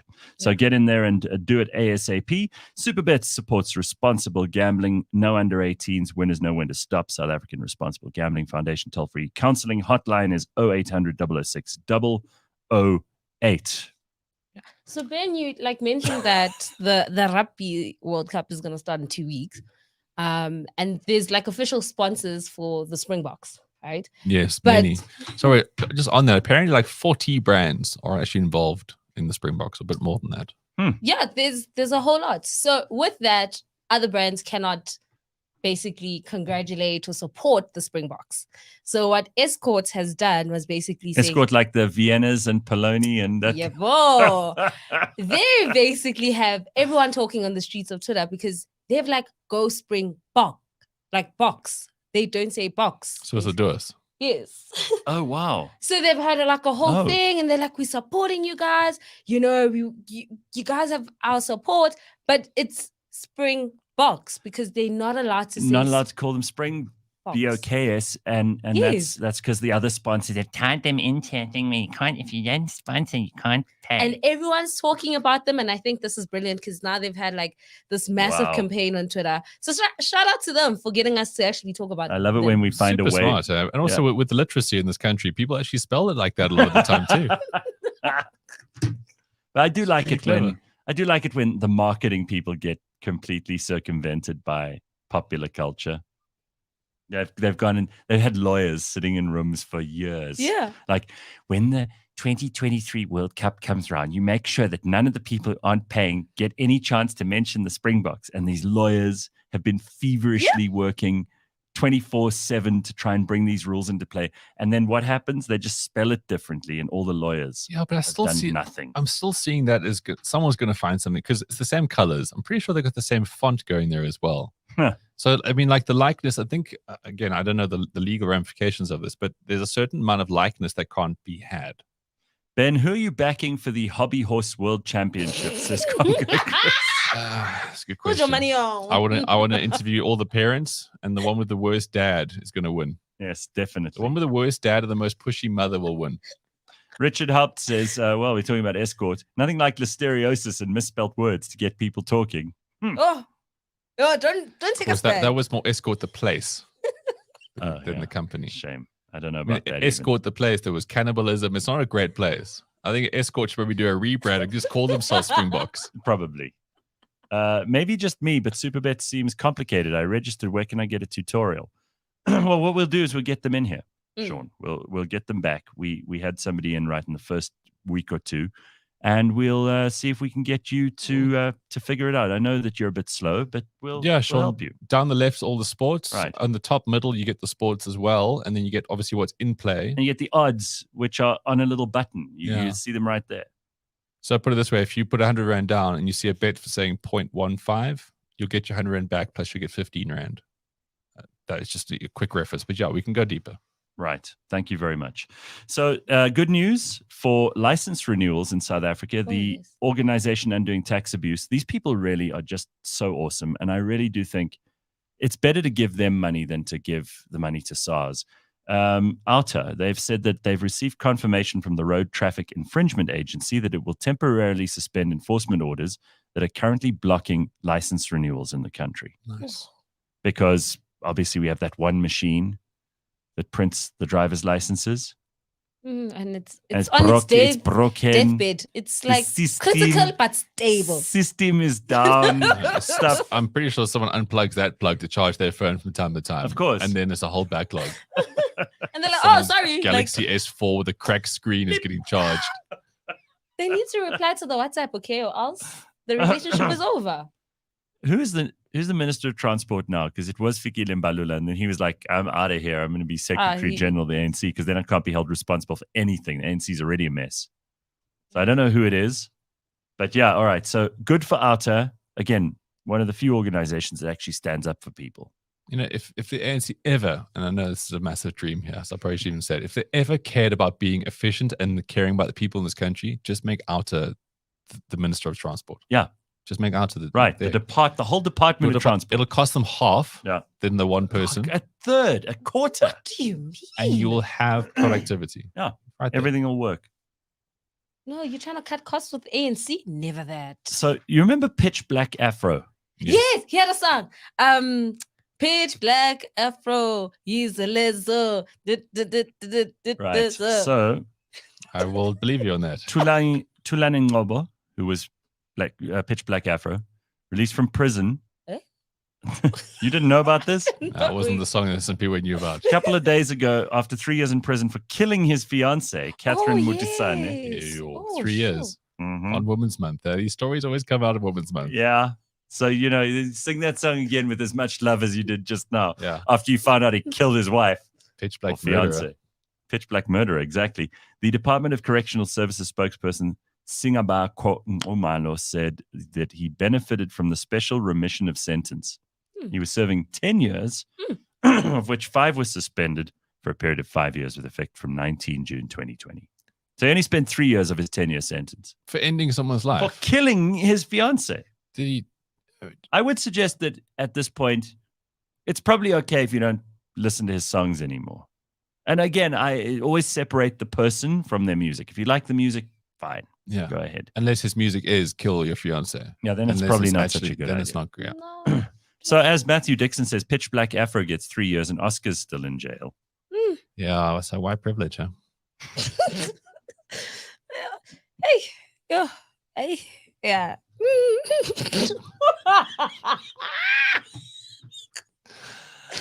Oh, sorry, if I got it wrong. I don't know. I just say people talking about it. Spot on. I'm That's just trying to use trendy words here, guys. All right. All right, Mr. Relevant. Have you noticed all the Chinese flags in Santon, Ben? Oh yeah. Yeah, Enjoyed it? Yeah. You into that? High air pollution this week. Yeah. Chinese flags. So I mean, apparently, it's- according to News 24, Johannesburg experienced the highest air pollution we've had in ages this week. But Ben thinks it's just to make the Chinese feel at home. Make them feel like they're in Beijing with smog and smoke and as much haziness as possible. Just to make Xi Jinping go, feel like home. But this whole thing about bricks is like, I've seen police vehicles I didn't even know existed. You know, they've got buses, like gold. They've got their own golden arrows basically. And they're pulling in because I mean, I drive through Sandton to get to work from home. And it's like, how many of these bricks people are there? And do they all have 5 cops each? It's amazing, right? And how much crime is happening now that those cops who are now in this place? They've all come to like Cop United. Like, what's happening in the rest of this town? There's no crime. Oh. Even the planes. I mean, we've had fighter jets. These pilots, who knows? They probably haven't had exercise for the last 6 years. Suddenly they're back in the in the cockpit, like flying over Santon. I still got it. Great for them, and it's great that the planes get a run around. But like, what are they doing actually? They're just showing off. Is that it? Yes. And what we can do. It's a whole it's almost like a circus, guys. Okay, wait, they're here to entertain the people that have come to basically tell us that they're going to take over the world. Basically. So I've got a serious question, seeing as we have brought up the bricks. They're bringing in these new teams now, right? Does that mean there's going to be a promotion relegation? Because I look at Cyril now thinking, sheesh, we might get into second division here. I think there's a ranking, and we're not in the first tier. Yeah, but we were like founding teams, right? We were in the pool first because bricks. I'm sure the South Africa's in the bricks somewhere, right? We're the S. We're the S. Yeah, we're the S. But as Pumi said yesterday, we're a very small S. But now we've got these other countries coming in here, all with questionable human rights, I might add. Now, there's got to be a tiering, right? Because now there's only 5 chairs on the stage. Flood's going to go, and I also, like 5. Cyril, if you call it BRICS Plus, and Saudi Arabia and Iran are, for example, more important than we are. Absolutely. Saudi Arabia will take the S. Yeah, they're saying we'll take the S and we'll add another. So it's BRICS. And then Argentina. But like, this is the thing, right? You're going to get to the podium next time. You'll have, obviously, like, they're going to go top 5. And Cyril, just sit over there, bud. You can just take. You can be just off the stage, just behind the wings. Stage. So see where the camera is, just left of the tripod. You can sit there. And he'll say, "Where's my iPad? I think I left my iPad." And Cyril will be shocked. And he'll be shocked, and he'll say, "But we put on a good show for you in Joburg." You know how calloused his hands must be this week, huh? Because he's had them out the whole time, shaking hands. No, just had them out. Asking for stuff. Yeah. Yes, absolutely. By the way, somebody in the comments said you've got to show a picture of Pitch Black Afro. So here's before he went into jail with the wife or the fiance that he killed. Yeah, that's Pitch Black. That's tough, and then that's him. Tough. I remember. Yes. All right, here he is when he was being tried. I'm saying he must go back. Guys, he's just time. Look at him. I'm sorry. He's got to go back. He's served his time. No, he hasn't. All of 3 years. He's 3 out of 10. His time. Aren't you the one who's saying? He barely knows the names of the people that he was in for so short. Aren't you one of the people who says, "Here we are in Women's Month, and we should be going after men who he killed his wife." She's not here anymore. Like, people forget. Like, murder is quite like forever. Straight back. Yes. I'm not happy with this. More time in jail for you. What were the circumstances? Like, murder is murder. How do you get 3 years? Well, Carl says in the comments, I mean, he's obviously trying to be funny, but he says, we don't know enough context. She might have been really annoying. Even then, 10 at most, at least. I mean, if he was the only person on earth that could perform heart surgery, then I'd maybe bring him out because he's got to function to society. What's he going to do? Come out now and make more music that people are going to like sort of sing because they don't really know? I don't think he's going to be an artist or perform. I don't know. I guess this is how the justice system works. We've seen it. People not right. I really serve think 6 months. There's some people that serve 6 months. There's some people that don't serve any time I'm at not all. happy about this. And it's just the reality of it. It's like he served 3 years out of 10. So I reckon the justice system should get smart with this. It's like, okay, you can come out early, but then this is your role. This is what you need to do in society. Right. Okay, so you can go out after 3 years, cool, but for the next 10 years, you are literally working this job and you're doing You're this thing cleaning because we the need this in CBD of society. Sandton, and if we find a mess, it's on you. You are filling potholes for 10 years. You're Yeah. free. Yeah. You're a citizen of this But earth. you also live in South Africa. Do you think those potholes will get filled? No. Well, if we're putting these people, No, so who I get think early, Ben's right. Like you can get out of jail, but then you are in the service of the people of this country Yes. for the next 10 years. and at the same time, half of what you make goes to that woman's family, seeing as you've kind of ended her life. No, she's finished. She does not exist anymore. Yeah. And I'm sure they're pissed off about that. No, and they the fact are. that you're free. No, definitely. So- If I was him, I would actually move to another country. Someone says Cyril doesn't have calloused hands. He has callous lips from all the ass kissing. Well, it's tough. Was it the president of Egypt that didn't want to get out of his airplane when they when they arrived because they had put on this like spectacle for the other two, right? For China and And they didn't put up a big show for Russia. Egypt. Yes, and he was like, "I'm not getting out. I also want. I want people a to show." dance." Yes, I also want a show. So he was like, he refused to get out. Like he was like, "I'm not getting out. I also want a show." Fair. And I was like, "Damn." Here's a lovely picture. This is a picture of Gwede Mantashe, who we often talk about. And I know it's no politics Friday, but Bricks is kind of, it's not really politics. It's been entertainment. So here's Gwede in the old days. Look at him. Struggle. Look at him. Like you can see he Healthy. hasn't had a good meal that day, right? He's still Look at him talking. after corruption. Woo! Jesus. These are the guys we find at clubs. Before, after. These are the dads that pay 300K bills at clubs.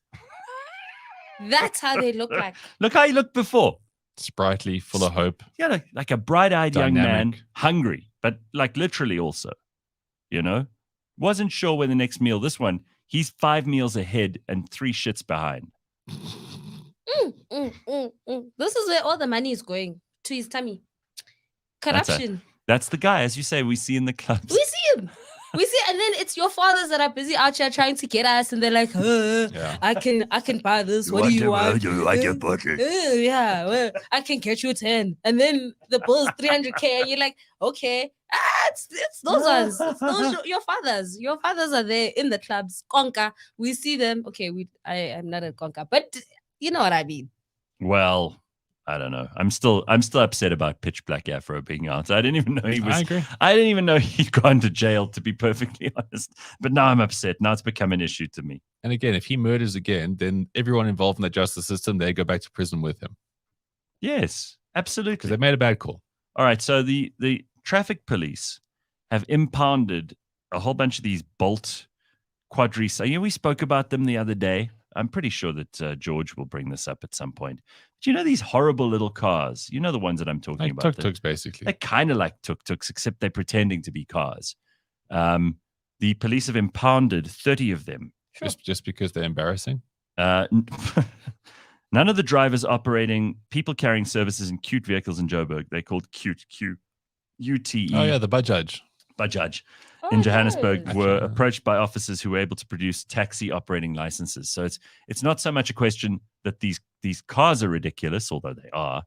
It's that they don't have the correct licenses Yeah. for Okay. transporting people. Because you actually need it's not right for Ben to give people a lift. I try not to. Yeah, you see that thing. This is a Bajaj. That thing over there. The Bajaj. What a They did a video. what a ridiculous car. It is ridiculous. Brand new. That's like 60 grand, I think.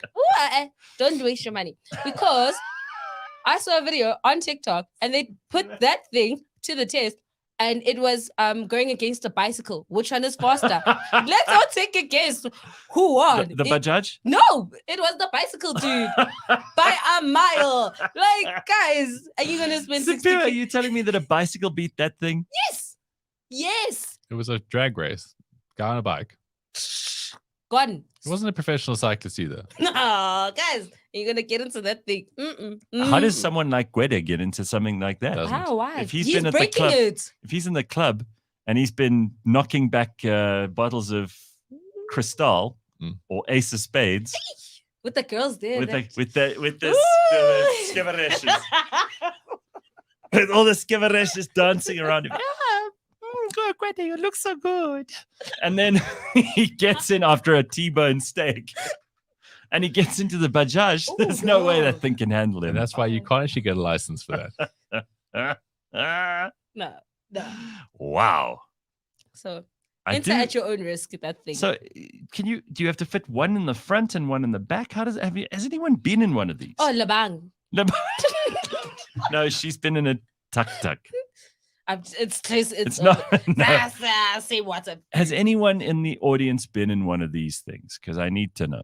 How does it? Just look at those wheels, and I think a pothole will take that thing down like a lion on a wildebeest. Bajaj. Even the name.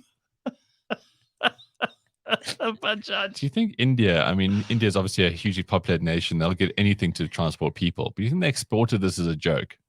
Yeah, kind of to mess with us. What They're if, like, what if, like, who's a going to Baj- be so stupid they'll actually buy this thing? Like, what if Bajaj is actually what you call a friend who's a bit slow? Like, are you Bajaj? And now they've made a car like this, and it's their biggest joke. And turns out India are actually great practical jokers. I like the way when I put up the picture, Ben goes, oh, Bajaj. I know what that is. You've seen them, right? I want to know how you get in. How does it work? Do you sit one in the front, the driver, and the one in the back?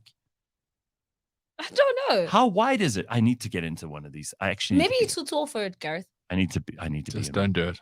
Yeah, don't put your life at risk Don't do like it. that. Guys, Don't. I gotta go. It's 7:30. All right, Ben. I gotta get going. Cheers, Ben. I've got a Bajaj outside waiting.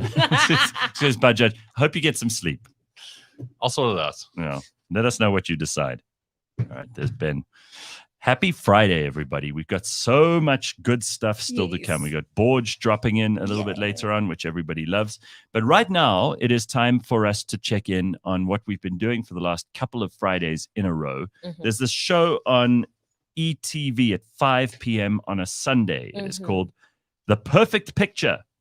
And it's a 9-part reality series where we have 10 celebrities. And we've had a couple of them on the show already. They've been tremendously funny and interesting and cool. Yes. They all have a passion for photography like you do, Simpiwe. Yes. And they compete against each other to show that they have what it takes to step away from the spotlight and move behind the camera. Part of the reason they would have done this in the first place is because they get a very cool camera themselves. An expensive, superb Canon camera. We'll tell you about those cameras in a moment. But we have to find out if they have the best eye for a great picture. They have to use their technical and creative skills to show they can take the perfect shot. And over the next few weeks, we will be speaking to some of these brilliant people to find out more. It's brought to you by Canon, who are responsible for the spectacular cameras that we also have in our studio, like this one, which I keep moving around so you can see me and Simpiwe, Simpiwe on her own.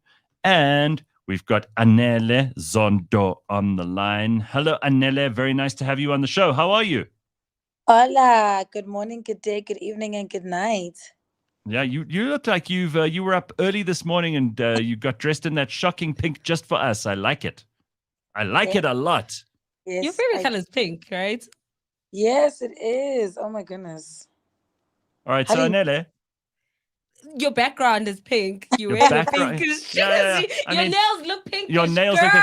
yeah, you got a look pink going on there. Is this this isn't related to what's going on with Barbie by any chance, is it? No, and it's not related to August. It's just me. Okay. Well, at least you are consistent then, because there's pink everywhere. We like it. Yes, thank you, thank you. All right, so let's just tell everybody. So Anele is Nay the Bay, and she's from Newcastle, KZN.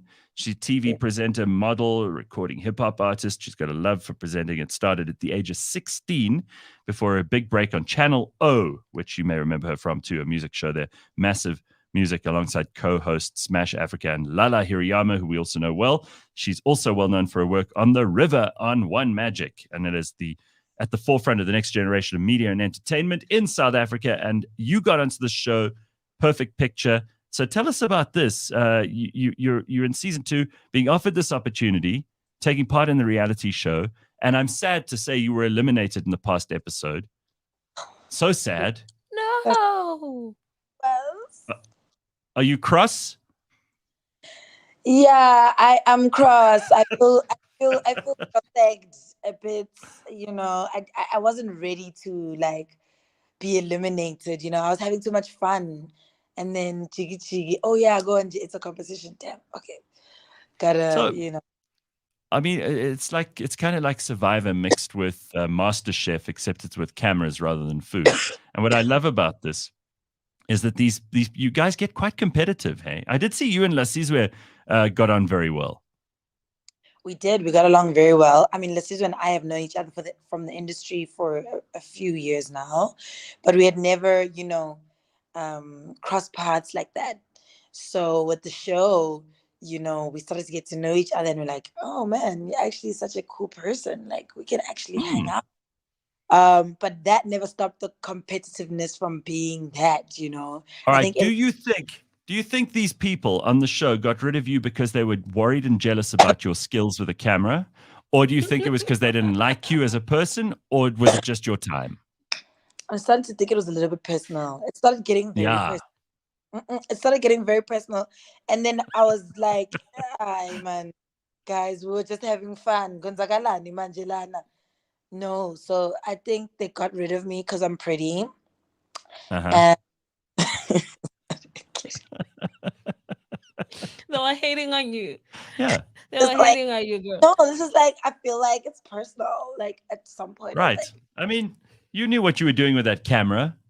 Mm-hmm. So can I just say, the one episode I have watched was when they did the you guys were like the car racing scenes, and you guys have to take pictures on the that was the one we spoke about last week. Fun fact, they shot that in Boxburg. Ha, near you, Simpiwe. You could have been part of it. I know, right? And I just saw you and your hair, and it was just like, I don't even know how you got that shot, because your hair was covering, you were going to the left, you're going to the right. It's like, this must have been one extremely difficult challenge. For you, how was that? It was so much fun. That's the problem. Like, with everything that I did on the show, it was too much fun. And it's just like, why am I having so much fun? And at the end of the day, I'm very annoyed that you're not there to have fun anymore. And how dare they get rid of you? I'm still cross, even if you're not. You have moved on, but I have not.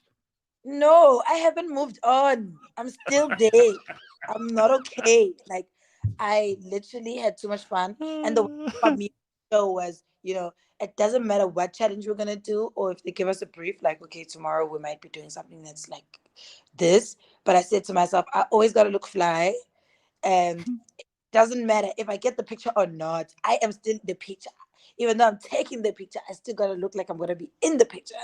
So, like, one thing I really pushed on the show was, looking fly, and I mean, that's my brand. I mean, let's talk about that, because Bab Tlamini says here in the comments, is Anele single? It's the only question I want answered. That's a question I get every day. I'm not married, so I guess So I'm you single. technically, all right.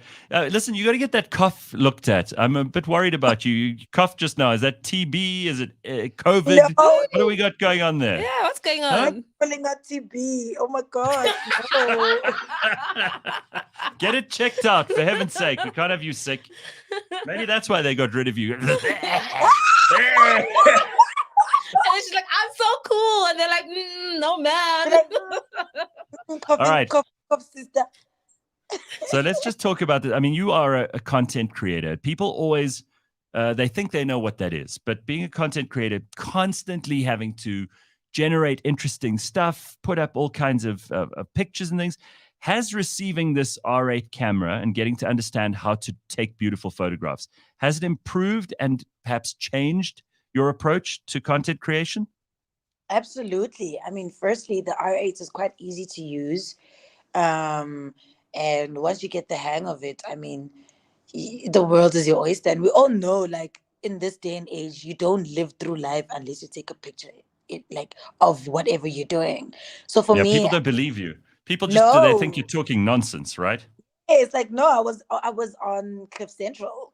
No, where's the picture? Like, where's the evidence? Was it really on? Like, right. Did we see your face? So for me, it's like, it's changed my life in that manner, and I think it's enabled me to kind of get more moments that are kind of candid, and I think that's what actually makes superstars. If I look at like olden days superstars and stuff like that, like most of the stuff we didn't see it digitally like that. We always saw like Marilyn Monroe on camera, and she had like the best pictures, So I think it's enabled me to take those candid moments.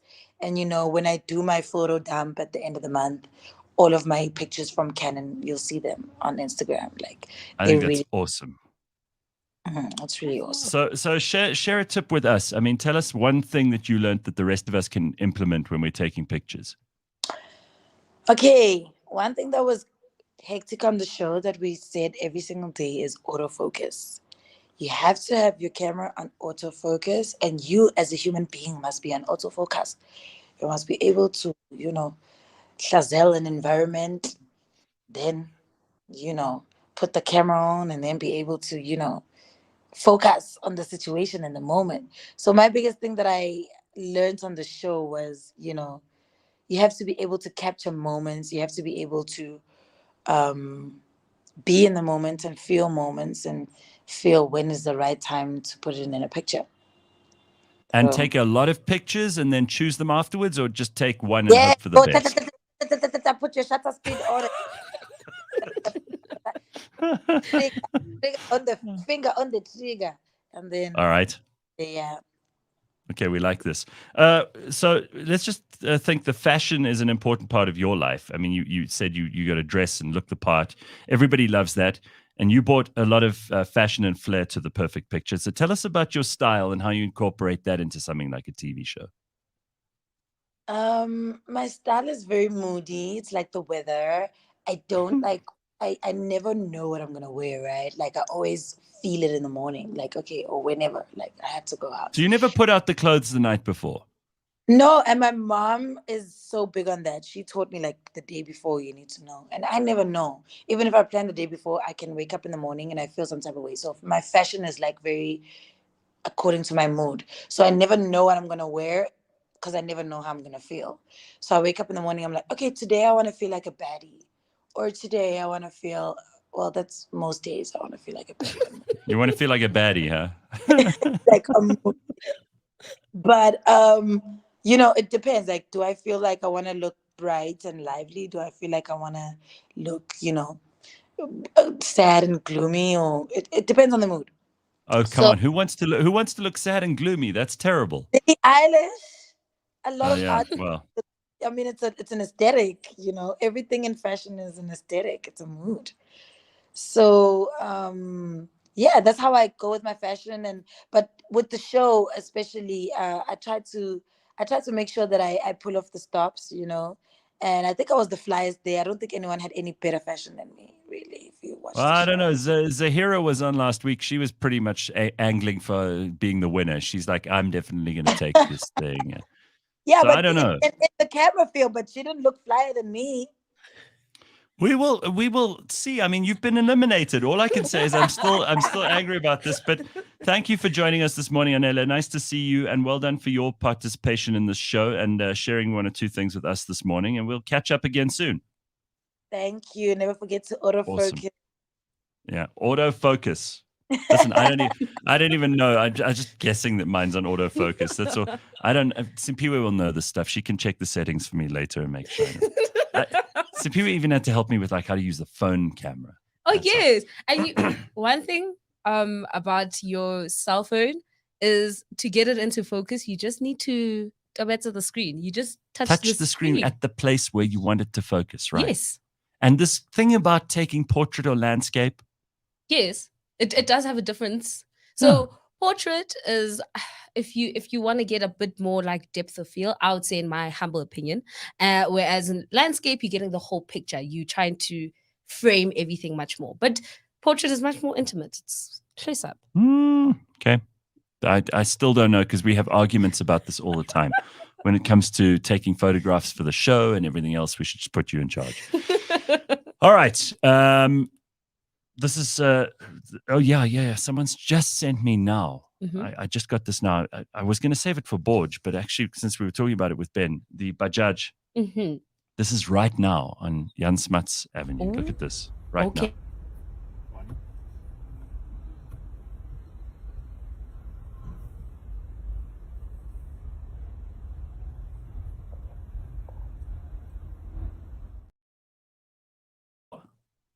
Did you see that? 11 of them I counted in that clip. 11 Bajajas all been taken away. George, do you know anything about these Bajajas that they're impounding? No, how's it going? No, I don't. Can you hear me? Oh, okay, yeah. You know what this is, though, right? You know what this this car is here, this thing. Yes, the Bajaj Cute. We spoke about it last week or the week before. So everybody knows. I was so impressed, though, because Ben immediately knew he was listening last week and he knew what it was. Where are you, George? I'm at the Festival of Motoring, Gareth, and this is our stand. We've got a stand 2 times the size of we've got a simulator. Oh, how do I do this? There we go. Show us the whole thing, George. Just flip the camera. Do 360. Hold on. I want to put the camera. Oh, no, he's gone. Great, we've lost him. He'll come back. See someone who needs camera tips from the perfect picture. Tell me this show doesn't tie everything together, right? He just needed to flip so that it's Don't worry, not I'll come back facing. Instead of I left the studio. I'm sorry.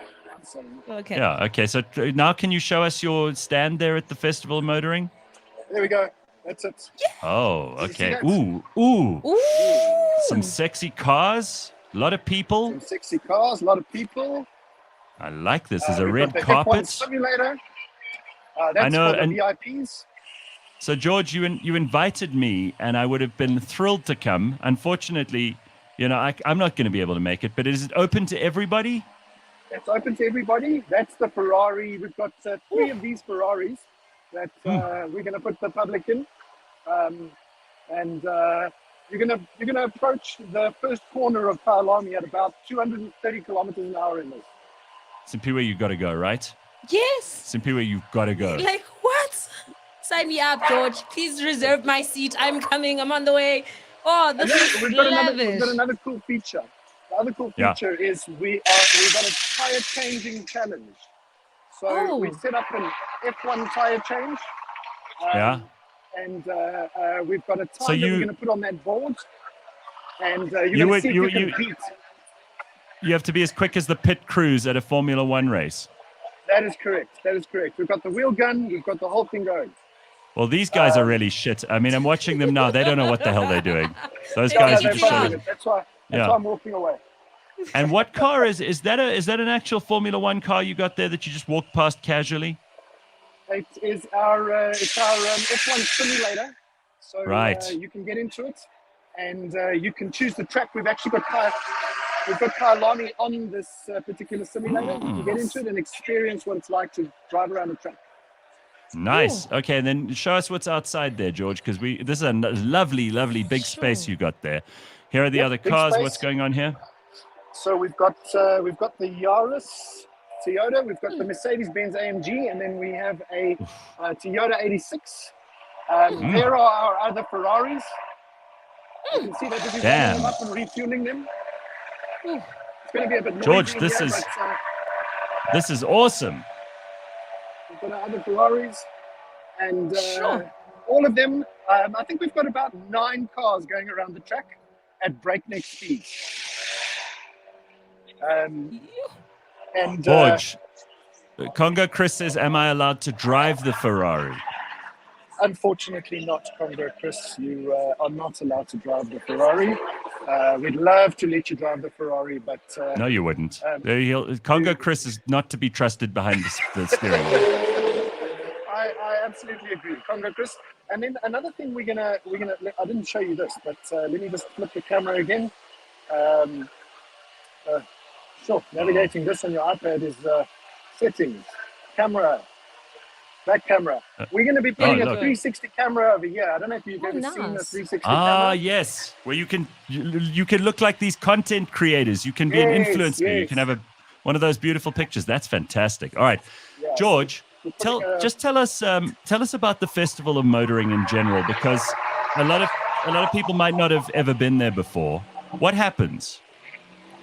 So it's a public event, but the difference between this event and other events is we focus on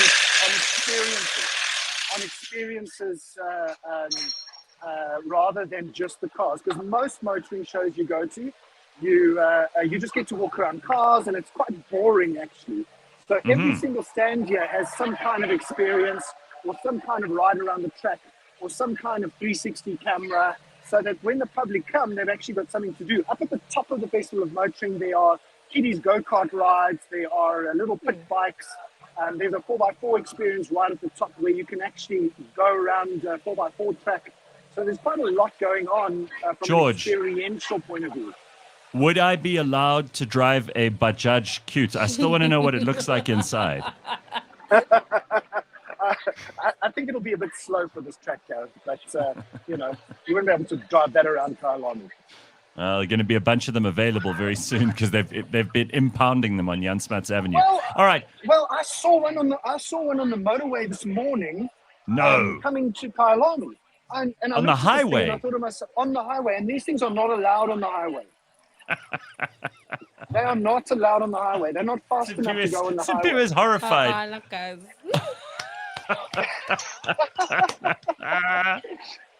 All right. Okay. Very good. So I thought we can't have this segment without the trivia. So yes. before I go, brilliant. Let's do let's it. get through the trivia. So first question: what is the name of the oldest existing car company founded in 1883? I'm going to go with Mercedes-Benz. You're spot on. That is the correct answer. Sorry, Simpiwe. Okay. Next question. I didn't even give her a chance. Comment section, please help, guys. Please. The comment section is useless. No, just hold on. The comment section is saying Lamborghini, Lotus, Daimler, VW, and Ford. All wrong. All of you are wrong. I just want to point out, all of you are wrong. I was tremendous. I was right. Okay, so go. What's the next question? Let me get this one right, next question. What year was the Ford Model T introduced? Ford Model T.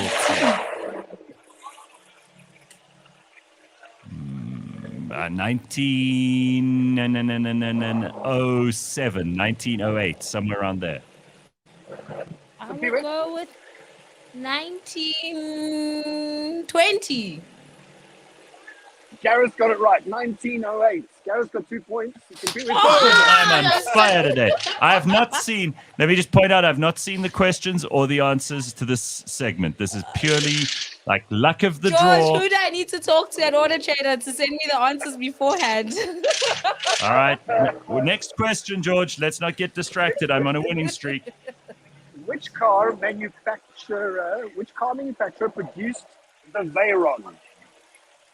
Bugatti. Simpiwe? Lamborghini. Gareth right again. 3 for Gareth, 0 for Simpiwe. 3 for 0. 3 for 0. Okay, I'm loving this. I'm winning. You're going to have so much winning, you're not going to know what to do with it. Okay, what's next? Okay, what car was first mass produced in hybrid form? Hybrid form. First car. I'm going to say the Toyota Prius. I don't know. Hybrid form. Tesla? Maybe, I don't know.